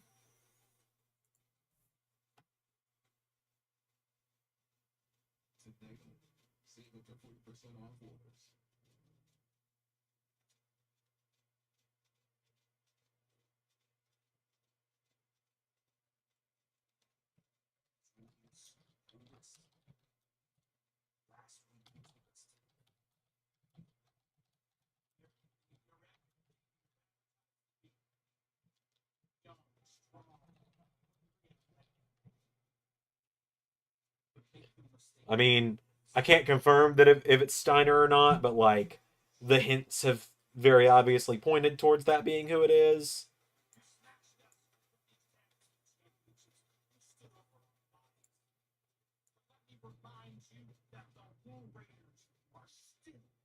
World Tag Team Champions. This is the first time we've been knocked out, and it won't be the last time we get back up. You boys just made the mistake of your lives. Yeah, you know what? Next time.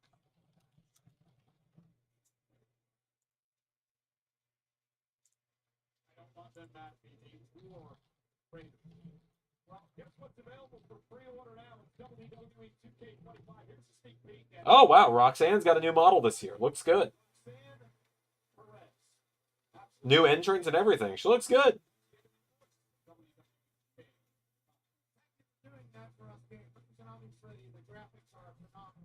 And there is Roxanne Perez, live and living color tonight, an opportunity to gain the final spot. Elimination Chamber.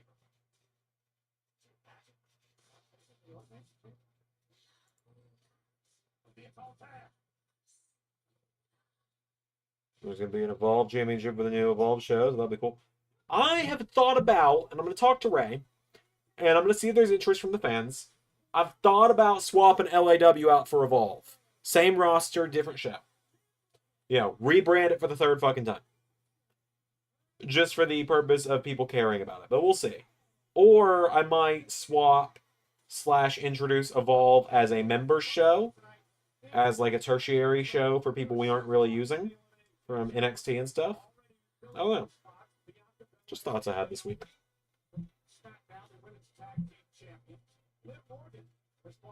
She's in the ring right now with Raquel.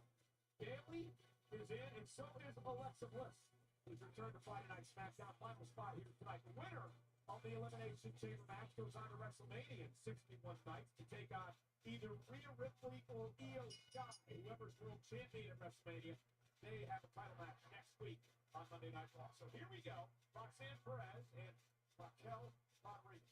Obviously, Liv Morgan is out here excited, but hoping that Raquel will join her in the Elimination Chamber so she can hand her win. Well, Raquel may have the advantage of Roxanne Perez went through a latest match, the main event in NXT Veterans Day this past Saturday.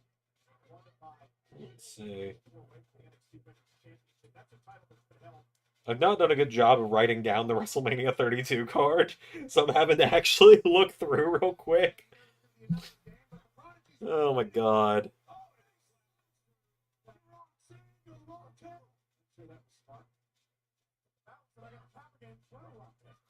Liv is gonna be mad if Raquel loses. Well, Raquel's probably gonna lose, so.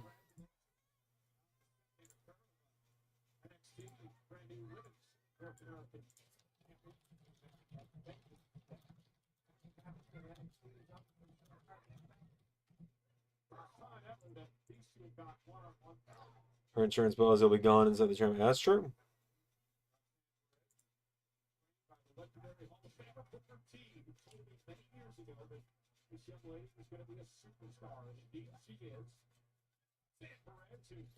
I don't think that so far they're making the new star. I don't like this so far. Oh, Zach, you mean the little chick, this tall chicken shit heel is running away from the person 3 times her fucking size because that's how wrestling works. I know you like Roxanne, dude. I know you do. But she's like 5 feet tall. She's not gonna be a world beater. She's gonna play underhanded tactics to win. It's called being a heel. And I'm sorry for yelling at you about it, but for God's sake, it's wrestling. She's not going to come in there, hit 9 pop rocks back to back when the bell rings and pin Raquel clean. She's a heel. She's going to do something heelish to turn the tides in a minute. She would be in the chamber with her teammate. The last days of her cover, Fred's kicked out. Raquel would be in the chamber with her teammate with her already teammate, tag champion, Bianca and Naomi are in the chamber. What do you do with that teammate? You're so that it's every woman for themselves, but Liv seems to think that Raquel's going in there just to work for Liv. I mean, that means, you know, she said that at times, that she was fine. I can't. I can't with that one. I can't with better wrestler. She can wrestle circles around her. I can't with that one, okay? I just can't. Yeah, what if she wants to win? Yeah, but what if she wants to win? All right. Raquel back to Raquel win, and now here Raquel again, showing off the power to Roxanne Perez. Yeah, I can't with that one. What if she wants to do that to you? That would be great if she did that to you. See, Liv Morgan still part of that black eye after the big battle last week. Right? So strong. That's good body hard to have in the Elimination Chamber. Just hope she doesn't turn against you. Yeah, Roseanne Perez still is, yeah. And now Roxanne Perez with an opportunity. She's looking. Get out the apron now, hanging Raquel on top rope. Owen taking it Raquel to the smart move by Perez. Back a base, Roxanne keeps up and moving here. Take the power away. Roxanne Perez has been so much fun to watch. They get Raquel to powering the prodigy here now. Uh-oh. Go for it. Go down. Roxanne looking to pull it out here. Almost had her.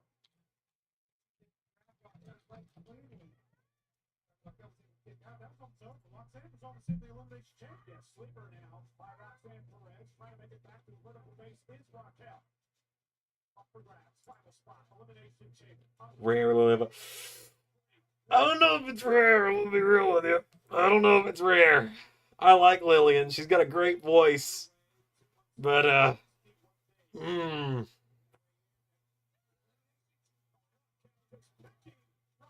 She's called Zack Ryder Jack Swagger. Never forget she introduced the Usos as the Grammy Award-winning Tag Team of the Year in 2015 instead of Slammy Award. You know, she's had quite a few in her day.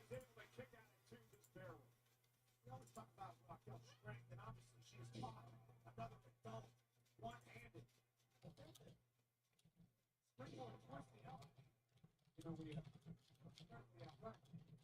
Again, looking for the bottom attack. Roxanne Perez able to counter that. Use this feature. Oh my goodness! Shoulder block to the post for Raquel.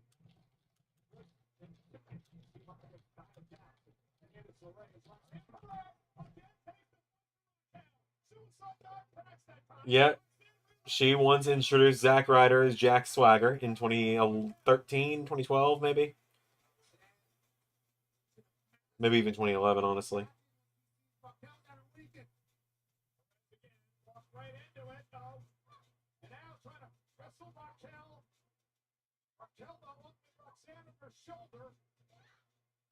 That was a cool counter.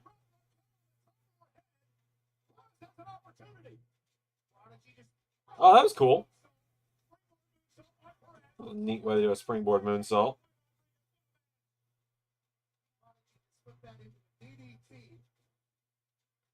Watch this. What a DDT on the top of her head. Springboard Prodigy living up to the billing. Roxanne still in this fight, but very impressive tonight. Her pop rocks, that's her finishing move. Raquel, though, was able to counter with a big boot, and that may be it. Raquel could be headed to the chamber. Cover, hooks both legs, and Roxanne able to kick out. Oh, here comes Bianca.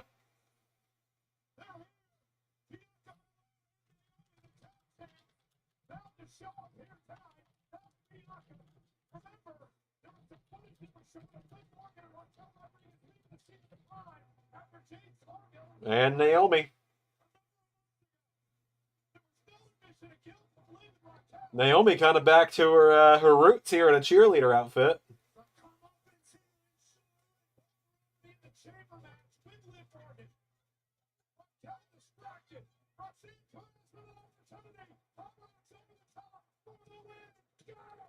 What?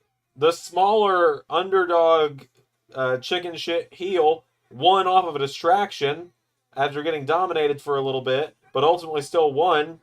If only someone had explained that's how the match was going to go, because that's the character Roxanne Perez is.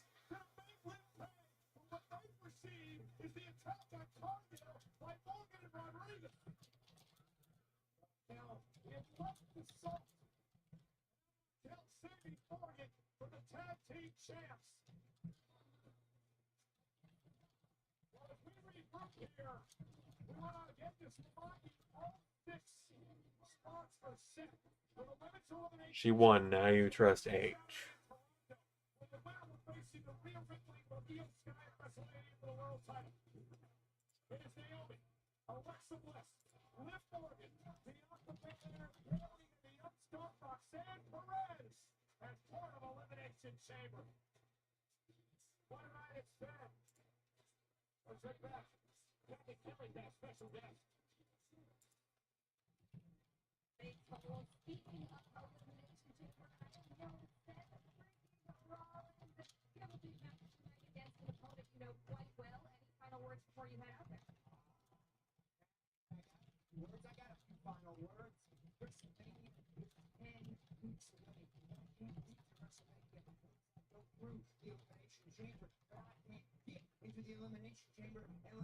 Oh, man.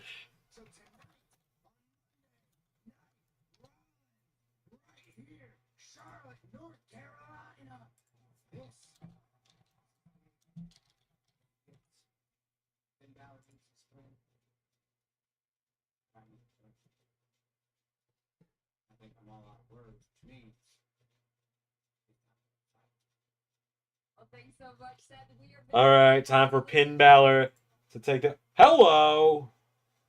Sami Zayn. I know at some point you're going to see this because you and I both know you keep a close eye and you're good friends, Seth Rollins. I'm just trying to wrap my mind around this mindset friends have. We got Cross in the house. Jey Uso actually believes he's going to beat Gunther for the World Heavyweight Championship at WrestleMania. Seth Rollins believes he's going to qualify for the Elimination Chamber, and then he's going to go on to eliminate the Invisible Man, John Cena. You, Sammy, you actually believe you stand a chance of beating Kevin Owens and staying moving. The first two guys that lost their minds. There's no helping them. You, Sammy, I still believe deep down inside, you know there's always more time. Thank you so much for that impromptu interview. He's a smooth dude, nonetheless. Oh man. Coming up later tonight, who will fill the final men's spot? Will be this man, Big Balor, Seth Rollins. We find out in a little bit.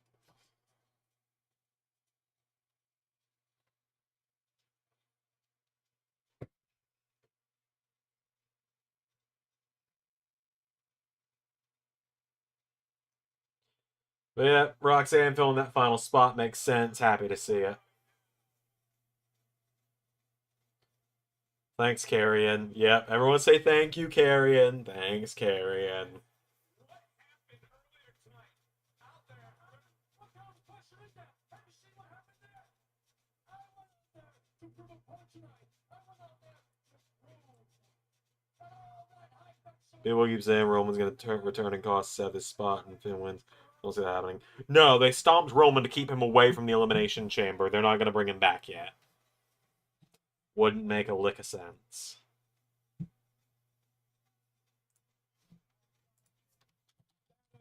That is right, because Ludwig Kaiser belongs on the absolute top of the food chain in this company.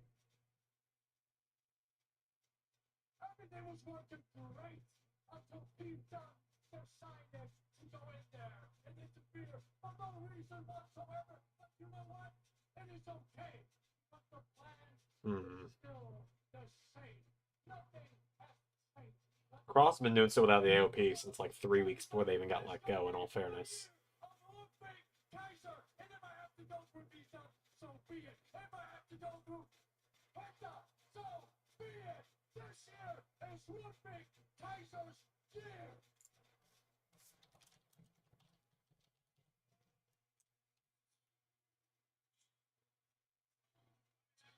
Continues live from Charlotte. Hey, the voice of NXT, Nick Joseph, doing a great job tonight. You can hear him on the CW tomorrow night. Jackie Redmond will be back next week. Here are your buddies. Bringing you the most disgusting look walked in the building today. I think that's back on. It used to be like that. What had happened was they fell down the oh no, you suck tree. It hit every single limb on the way down. He's here. Oh boy. We're Super Bowl's getting Cross versus Black. Can't wait. Don't get me wrong, I appreciate Cross doing the backstage segments, but he belongs in the ring too. He really does.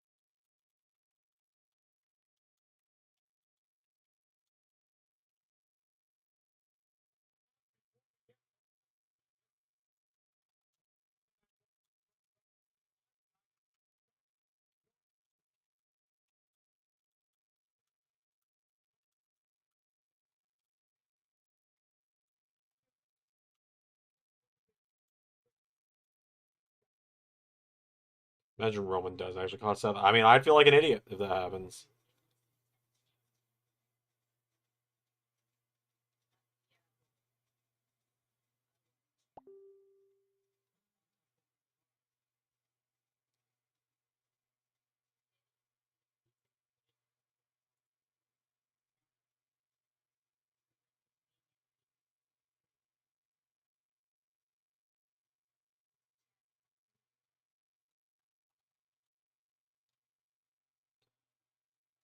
I saw a thing on Instagram, and I don't think I can show it because I think the stream will get taken down for copyright. But it was captioned Dolph Ziggler watching Finn Balor be the new guy that everyone loses to, and it was the scene from Sing where the gorillas are all in jail while the mob boss gorilla, his son is at the talent or is at the musical go doing Elton John's "I'm Still Standing," na, na, na, na, na, na, and all the prisoners are watching on TV, and the oldest girl is like, "That's my son, that's Johnny." That it was that, and it was captioned Dolph Ziggler seeing Finn Balor be the new guy to lose to all the main eventers.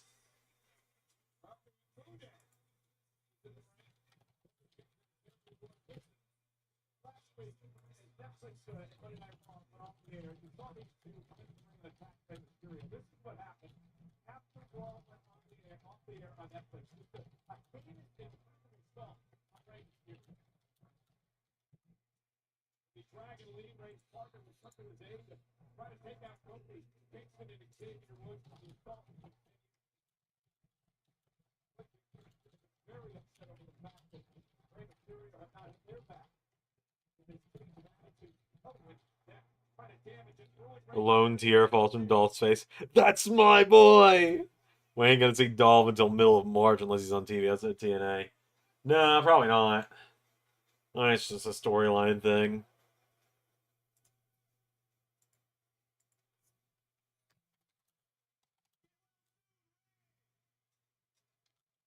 Oh yeah, I did end stream before New Day attacked Ray last week, so whoops.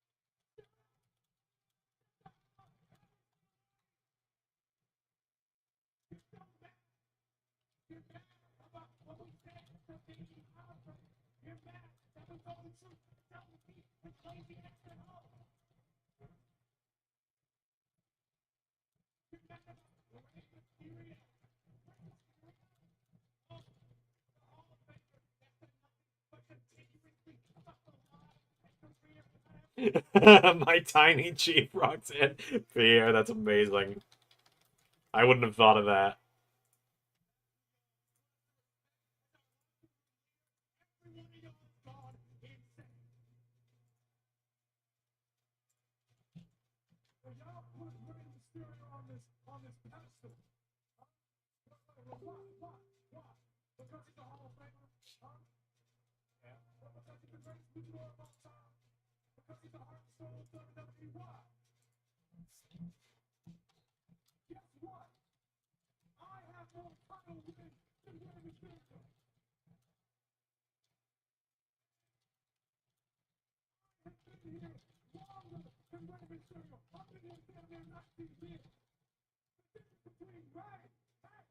Be wrong, but I feel like they don't know what to do with him. That he's not champ, and they took him off TV to figure that out.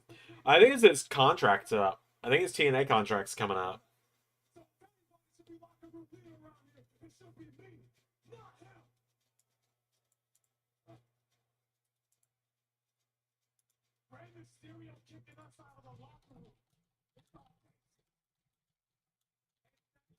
Of audacity and disrespect that forced our hand. It forced us last week to come out here and take a steel chair to the ankle of Rey Mysterio.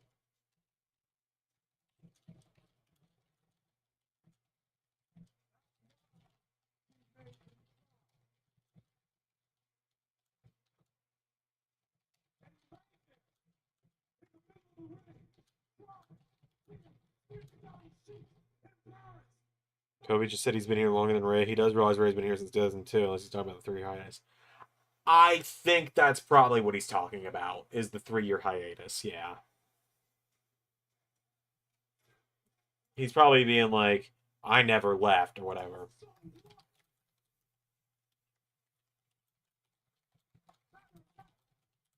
could have been a lot worse. It could have been a lot worse. Matter of fact, y'all should be thanking us. Y'all should be thankful that we showed such mercy to your hero. You should be thankful that we didn't take Rey Mysterio out back and give him the whole trilogy. We didn't pay a favor. We gave him a couple of extra vacation days to go home and spend with him. For you. Matter of fact, y'all should thank God that we did that. Matter of fact, each and every one of you in this building should be down on your knees with your hands held towards the sky, screaming, thank God for the new day.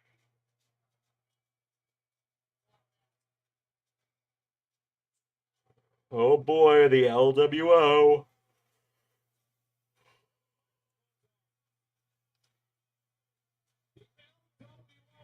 Hey, listen. What you need to Ray, he's the greatest luchador of all time. Also,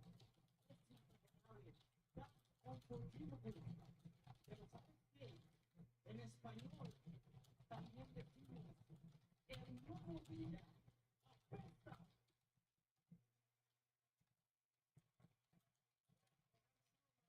You have no idea what I'm talking about, right? But I will be very specific with you. It's something that you already know, which is New Day. Anyone else notice where I can stay off TV? He really does, doesn't he?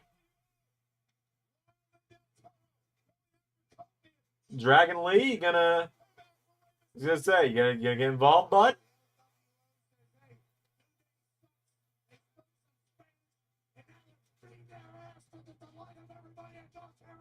Dragon Lee involved as well, and Kofi Kingston and Xavier both deserve this. No doubt about the way they treated Rey Mysterio, the way they treated Big E, the way they're treating everybody here in WWE. Glad to see Dragon Lee getting some TV time as well. I really like Dragon Lee. He's got a cool look to him. Wonder how Dragon Lee feels. I wonder how Dragon Lee feels when they brought in Penta and they're like, this is the second best luchador in the world behind Rey Mysterio. Live Dragon Lee reaction. Does that make me number 3?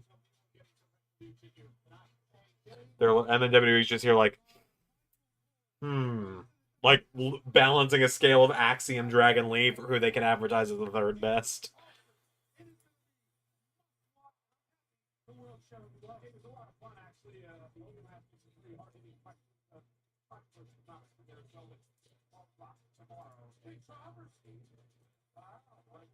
Hey, ladies and gentlemen, Monday Night Raw next week, the final Monday Night Raw before Elimination Chamber tomorrow comes to Cincinnati, Ohio. And we have got a big show next week. The Comic Con earlier tonight, the Big Ivy Night, we've got the number 1 contender in the Women's Intercontinental Championship. Dakota takes on Lyra Valkyria. I assume Lyra will retain. I don't see Dakota winning just yet. Same way that I don't think Liv and Raquel win the titles unless they do the big reveal next week that it actually was Naomi that attacked. I don't know though.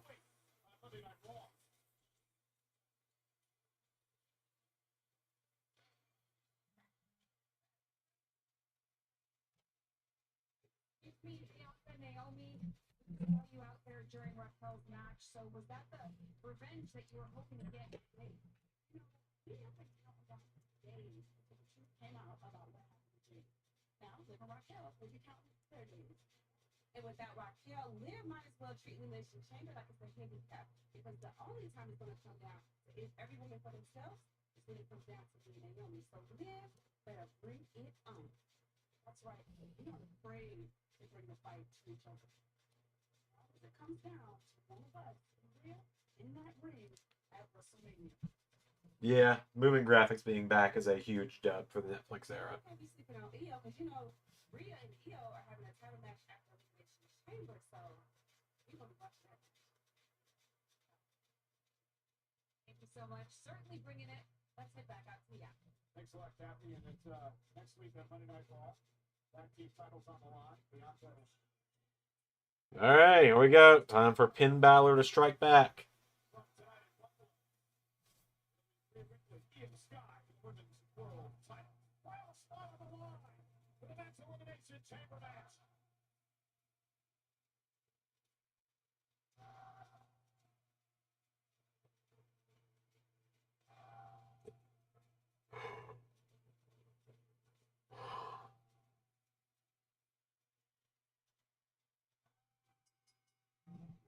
Seth and Finn, the battle of two guys who are just absolutely lacking direction for the most part right now.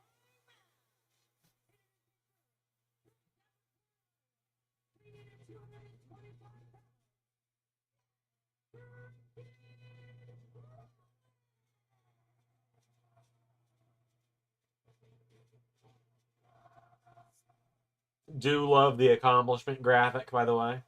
Do really like that. Still weird that the WWE and Universal titles just have the same lineage now, but also if you go to WWE.com, the Universal title still exists. Why it's not been retired is fucking beyond me. It has not been defended as its own individual title in 4 years, or in 3 years almost. Elimination chamber match. Will it be Seth or Finn? We'll find out why next on Netflix. Like, I mean,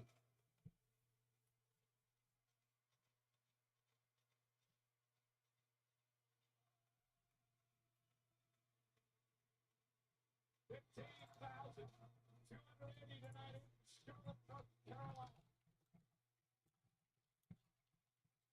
Sitting along with Seth Rollins. Rollins versus Penta would tear it down in classic. Yeah, but you know Penta would win, right? You know they'd give it to Penta, right?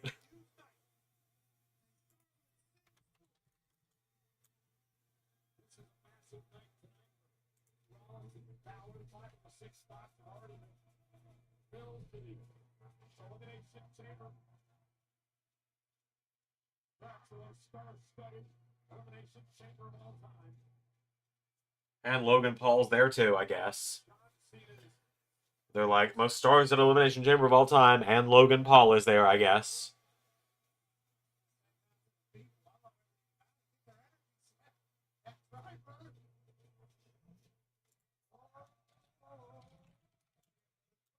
saying this week, Pat, that he wants to be an analyst for the Chicago Bears broadcast in the NFL. I'm not giving the microphone on my particular program, but certainly make that better. This guy proves his greatness. Radiant electricity. Sunglasses are the solar eclipse 4s. I wear those on big nights, like Elimination Chamber qualifying nights. Wish I could afford those. 28 years old.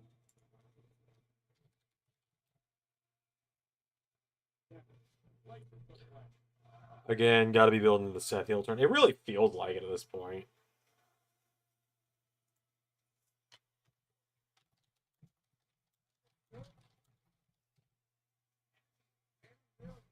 I'm just looking at the 2016 roster. Essentially, right now, I'm just making sure I got everyone on the card that needs to be on there. Yeah, one of these two are going to crash out, aren't they?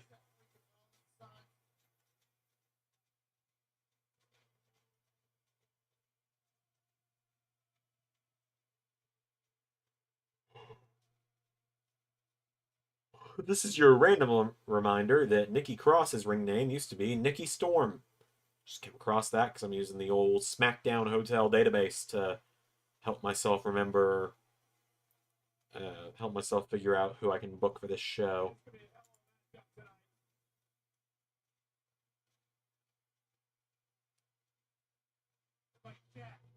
Those are cameramen growing. He's so excited, he just high-fived you. He's got one eye. It's like Christmas Day. I think that's everyone. That's everyone in every title, I think. Yep. Okay. Yes, that feels like everyone in every title. Seth Rollins better than Seth Punk. I said what I said. I don't have much interest in seeing Seth and Punk run it back. We got the match. It was a good match, but I don't really have any interest in seeing them do it again anytime soon. Yeah, I've been thinking they were going to do Dom Finn at WrestleMania. It kind of felt a little obvious, brother.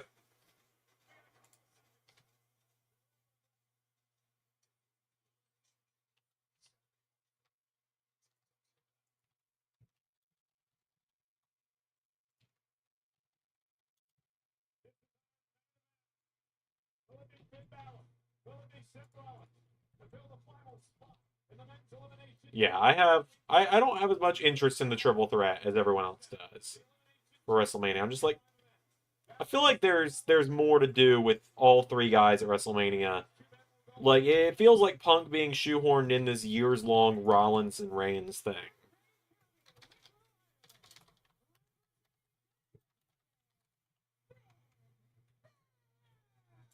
Back in August of 2016 at SummerSlam, Balor defeats Seth Rollins for the inaugural Universal Championship. However, on that night, Punk was into the barricade by Rollins. No, I'm not gonna WrestleMania win. I assume a random celebrity just gets involved and Finn wins.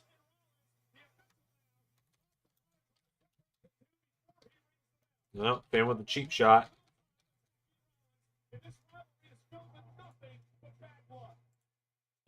Baby, no one got bad blood. That's all I think of anytime I think of the fucking... It's a Taylor Swift song, isn't it? I'm not a big Taylor guy, but that's all I think of anytime I hear someone say the words bad blood.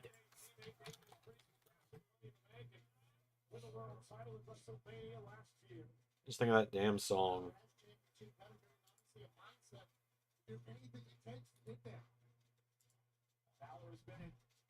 So Cole saying there's bad blood between Seth and Finn immediately put that on my brain. I'm not proud of that fact. I'm not proud of it at all, actually. I think Dom beats Finn, especially since Triple H's booking. I don't know, man. We've all been like, oh, well, Triple H is booking and Finn is one of his guys. But it's not really been the case lately, has it?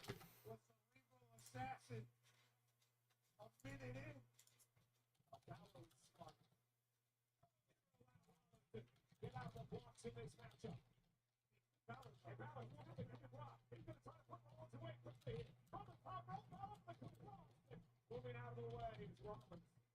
Even that, secondly, good, but that'll buy him some time. He's trying to regroup here. Quick 30, quick timeout. Things been full chaos. Seth freaking Rollins. Punk, Cena, Cody could be fun. Exactly. I think that could be fun. But I'm also, like, I'm weirdly not as interested in that either. At one point, I think I was. But I'm just like, I feel like there's something else you can do with it.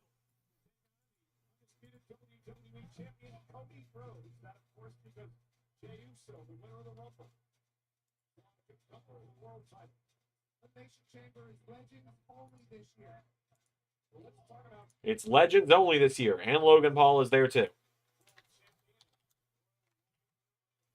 I will continue to make the and Logan Paul joke. You guys can tell me it's not funny. You can tell me it's gotten old. All you want. I will continue to make that joke because I do not consider him a legend. I consider him a waste of space. Really wish WWE had not kept him around. But, you know.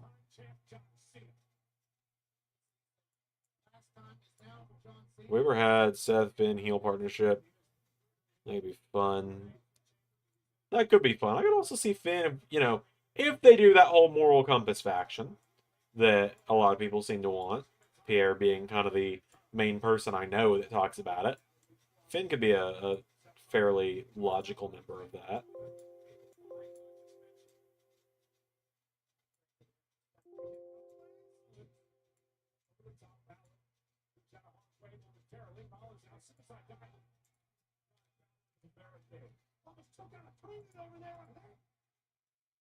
Cena Cody feels like potential passing the torch kind of moment. Punk just doesn't belong there, in my opinion, because they'd be okay with it.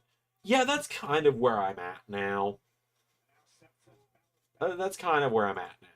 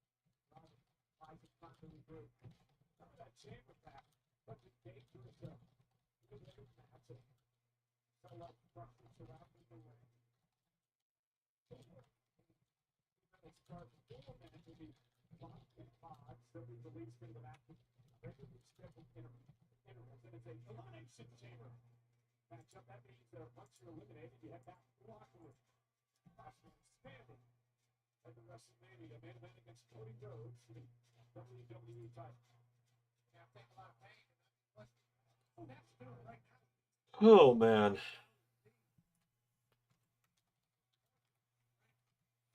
Okay, Punk wins the Chamber. Who should Cena's last Mania match be? I'm thinking Drew. Drew's a good shout. I'm not against Drew. I wouldn't be against Braun for the IC title either.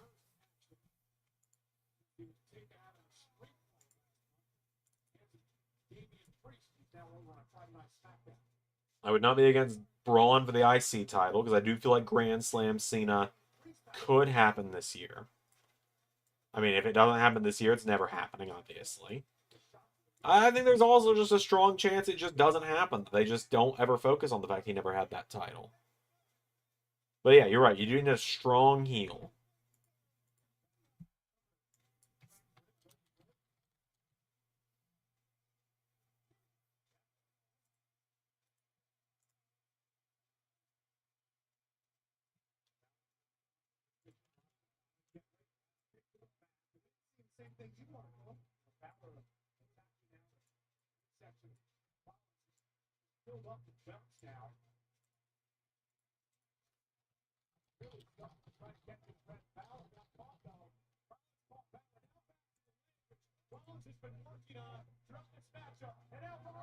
Oh, geez, that looked rather uncomfy, to say the least.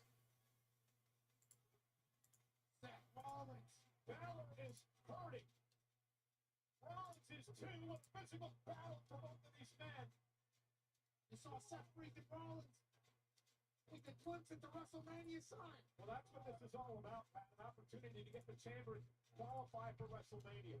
Rollins says he wants to really see a Punk screams and main eventing WrestleMania. Wait a second! Oh, no. He did this to Roman Reigns. Back to the Rumble. Oh, boy.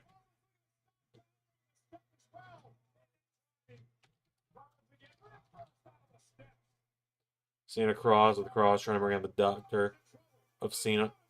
I don't see Cross being like, yes, John, to beat me, you need to embrace your Vanilla Ice persona. I embrace the hey, I could see. But I do not see Cross trying to bring out Doctor of Thugonomics of all things.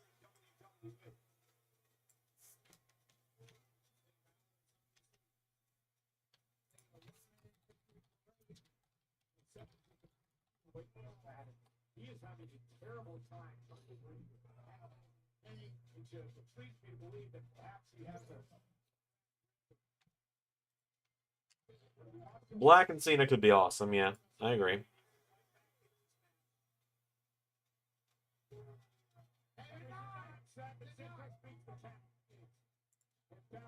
right back on the attack. This is good reason, big champion for good reason.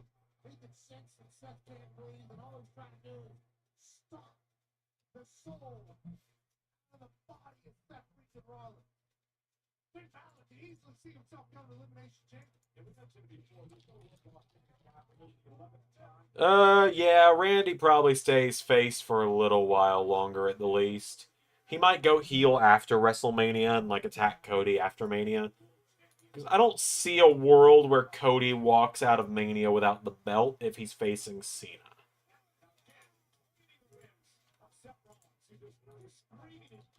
Like, if it's Cena he's up against, he wins. If it's Punk, I think he wins. And other than that, there's really no one else he could face.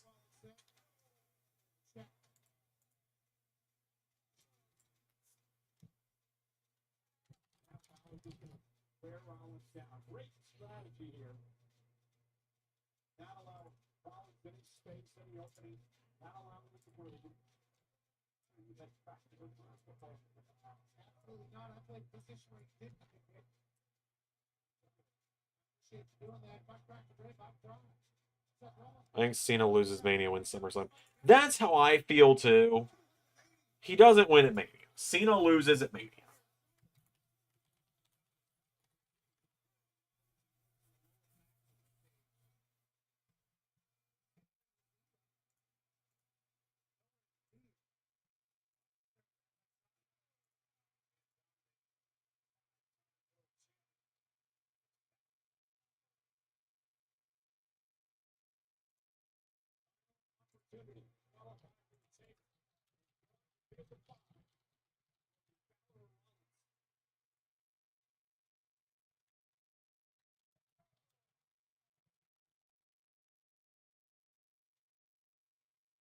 Cena in War Games. Depends on his filming schedule, honestly. It'd be cool to see, though. Unless Seth wins the Chamber, they do Cody Seth 4 with Cross just constantly yelling Seth about how he's never beaten Cody. I'd be interested in that. I don't think that's the route. That's probably not the route they're going to go because Seth just doesn't win anymore. Like, I hate to say it, but Seth doesn't really win when it matters anymore. And I say when he matters because I know someone's going to go, well, he beat Bronson Reed. That doesn't really matter, does it? Bronson Reed beat him like the next week on Raw because of Bloodline. Other than that, Seth lost the Rumble. He lost to Punk. I mean, he rolled up Drew a couple weeks ago, I think. Like, he's not won when it's mattered. Can't tell you the last actual feud Seth won when he wasn't, after he lost the world title. Like, Seth's pretty directionless right now, too. Yeah, Cena in War Games feels like it should happen, but...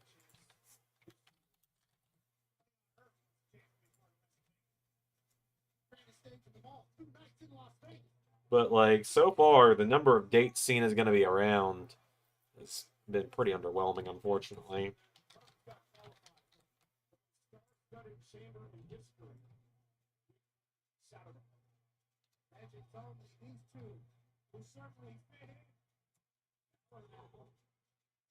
Out of it. And again, says it's over. Rollins able to count. Set for the big forearm. Down with a shot. Step up big Theory. Balor still on his feet. Oh, they caught him with the overhead kick. Right kick there. Step up big Theory. Team Cena, Team Punk, that could be cool. That could be cool. That's almost 40. Oh my god. Tell me that. Don't tell me Seth's almost 40. I like the idea of Punk having to team up with Seth, Drew, and Kevin because no one else wants anything to do with him. Jeez, I don't think they'd go with that, honestly.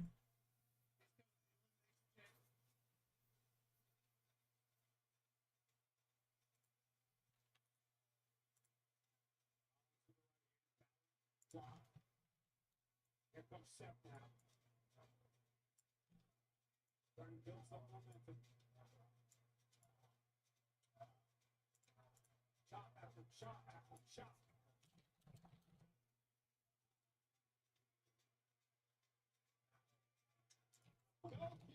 And Rollins.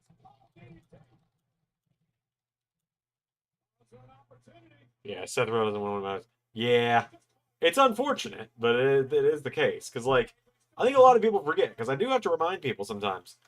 I was a huge Seth guy. Like, I was a huge, huge Seth Rollins guy for a long time.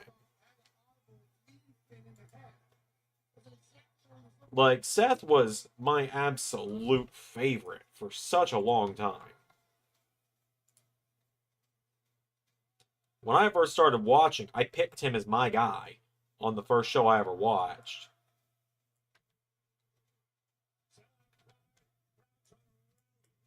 Like,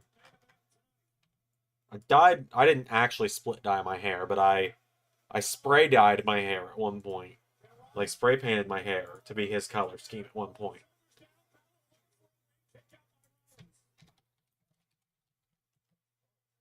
So. Oh, buckle bomb.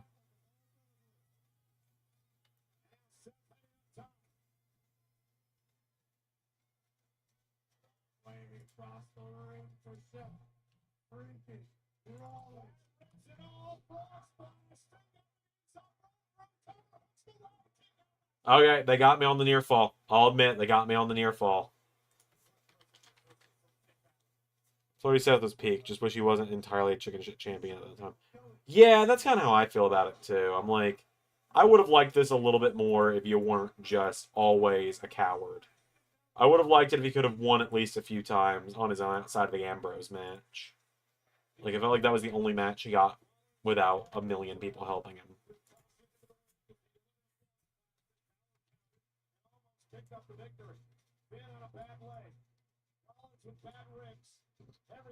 Both men giving everything they have for an opportunity to get to Toronto in the chamber.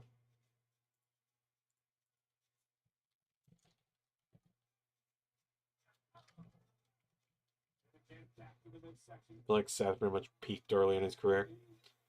I've liked a lot of his stuff he's done. Like, 2014, the Shield split was cool. 2015, his champion was great. 16, when he came back. Like, it feels like when he came back in 2016, they just kept him a heel for some reason because they thought that maybe they could make people cheer Roman against him when that wasn't going to happen. And then, like, until the Shield reunion in 2017, he was really just spinning his wheels for a long time. And those wheels kind of continued to spin in 2018. Because, like, he wasn't doing terribly much in 2018. He had until he won the IC title. That was where his career really turned around. That gauntlet match before Elimination Chamber, and then the IC title run really turned people back around on, and they started caring again for a while. But then, like,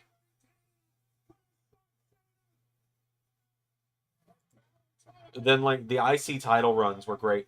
But then it's like his Universal title run in 2019 just... I love Seth, I really do, but that 2019 title run sucks. I did not think Finn kicked out. Wish we got to see what he would have been like if he hadn't hurt his knee, because 2 working knees rounds was awesome watching the Shield. Yeah, exactly. He was great back then. It's a shame. Like, it's a damn shame that he got injured.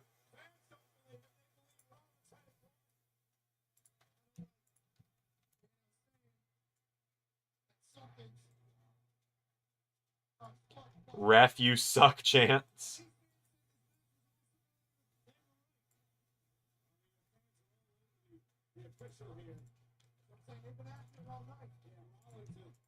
Very upset with Ronson. Got to be very careful. Seth was disappointed, understands that could have been his chance. That was his chance to get the Elimination Chamber. Get a step closer to WrestleMania.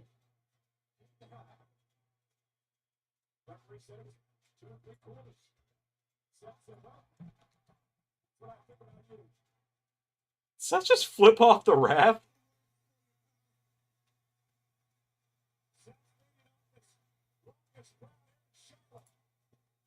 Rollins really revitalized his career.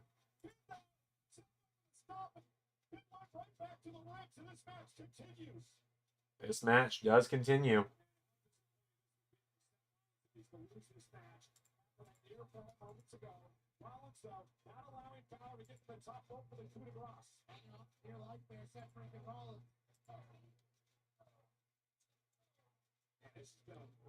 Absolute cool for an opportunity to join the field at the table.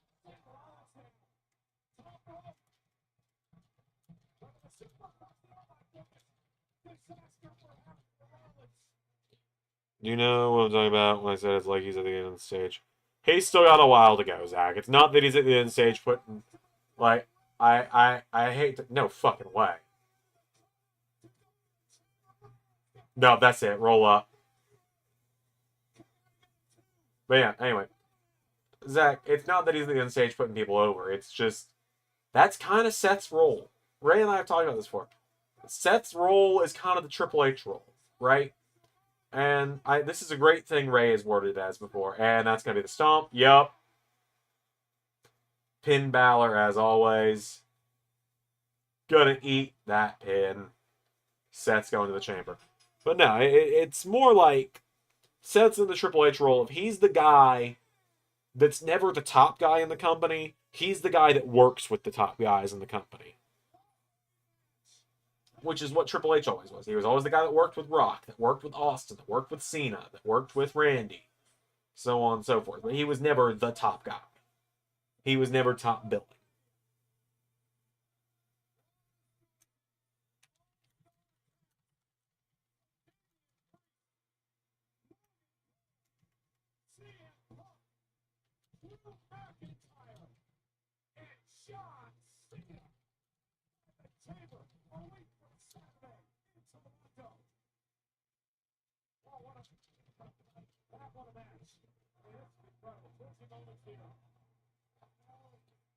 Except for 2002 to 2005. You get my point, though.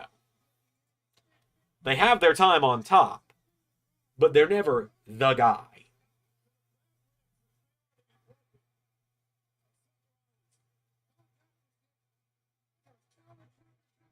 You get my point on that one, though. The majority of their career. Alright, I've learned my lesson. We're staying on until Netflix kicks me off and says, alright, you're done.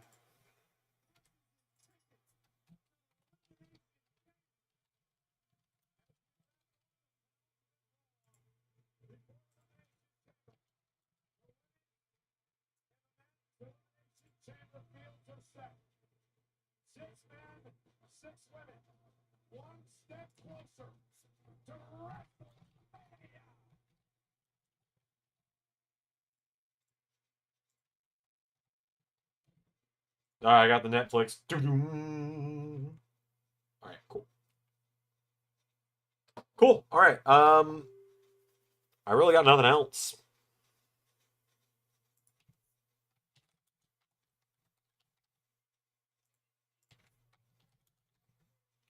Like, I got nothing else.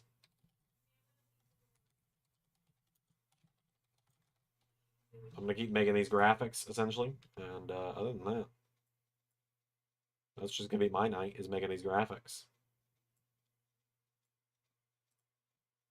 Other than that, I'll see you guys. We might do NXT tomorrow. We'll see. I might watch it tomorrow. Depends on how much I get done. I get off work at 3-ish. Ray and I still need to record Survivor Series. It's Tuesday almost, and it comes out on Sunday. So we got Tuesday, Wednesday, Thursday, Friday, and Saturday. We got 5 days to do it. My matches are done. I'm just waiting to hear back from him. That's not me throwing him under the bus, being like, "Oh, if it doesn't happen, it's because of that." No, we'll make it happen somehow. I don't know how we'll do it, but we'll make Survivor Series happen. Even if I gotta record all Ray's matches myself.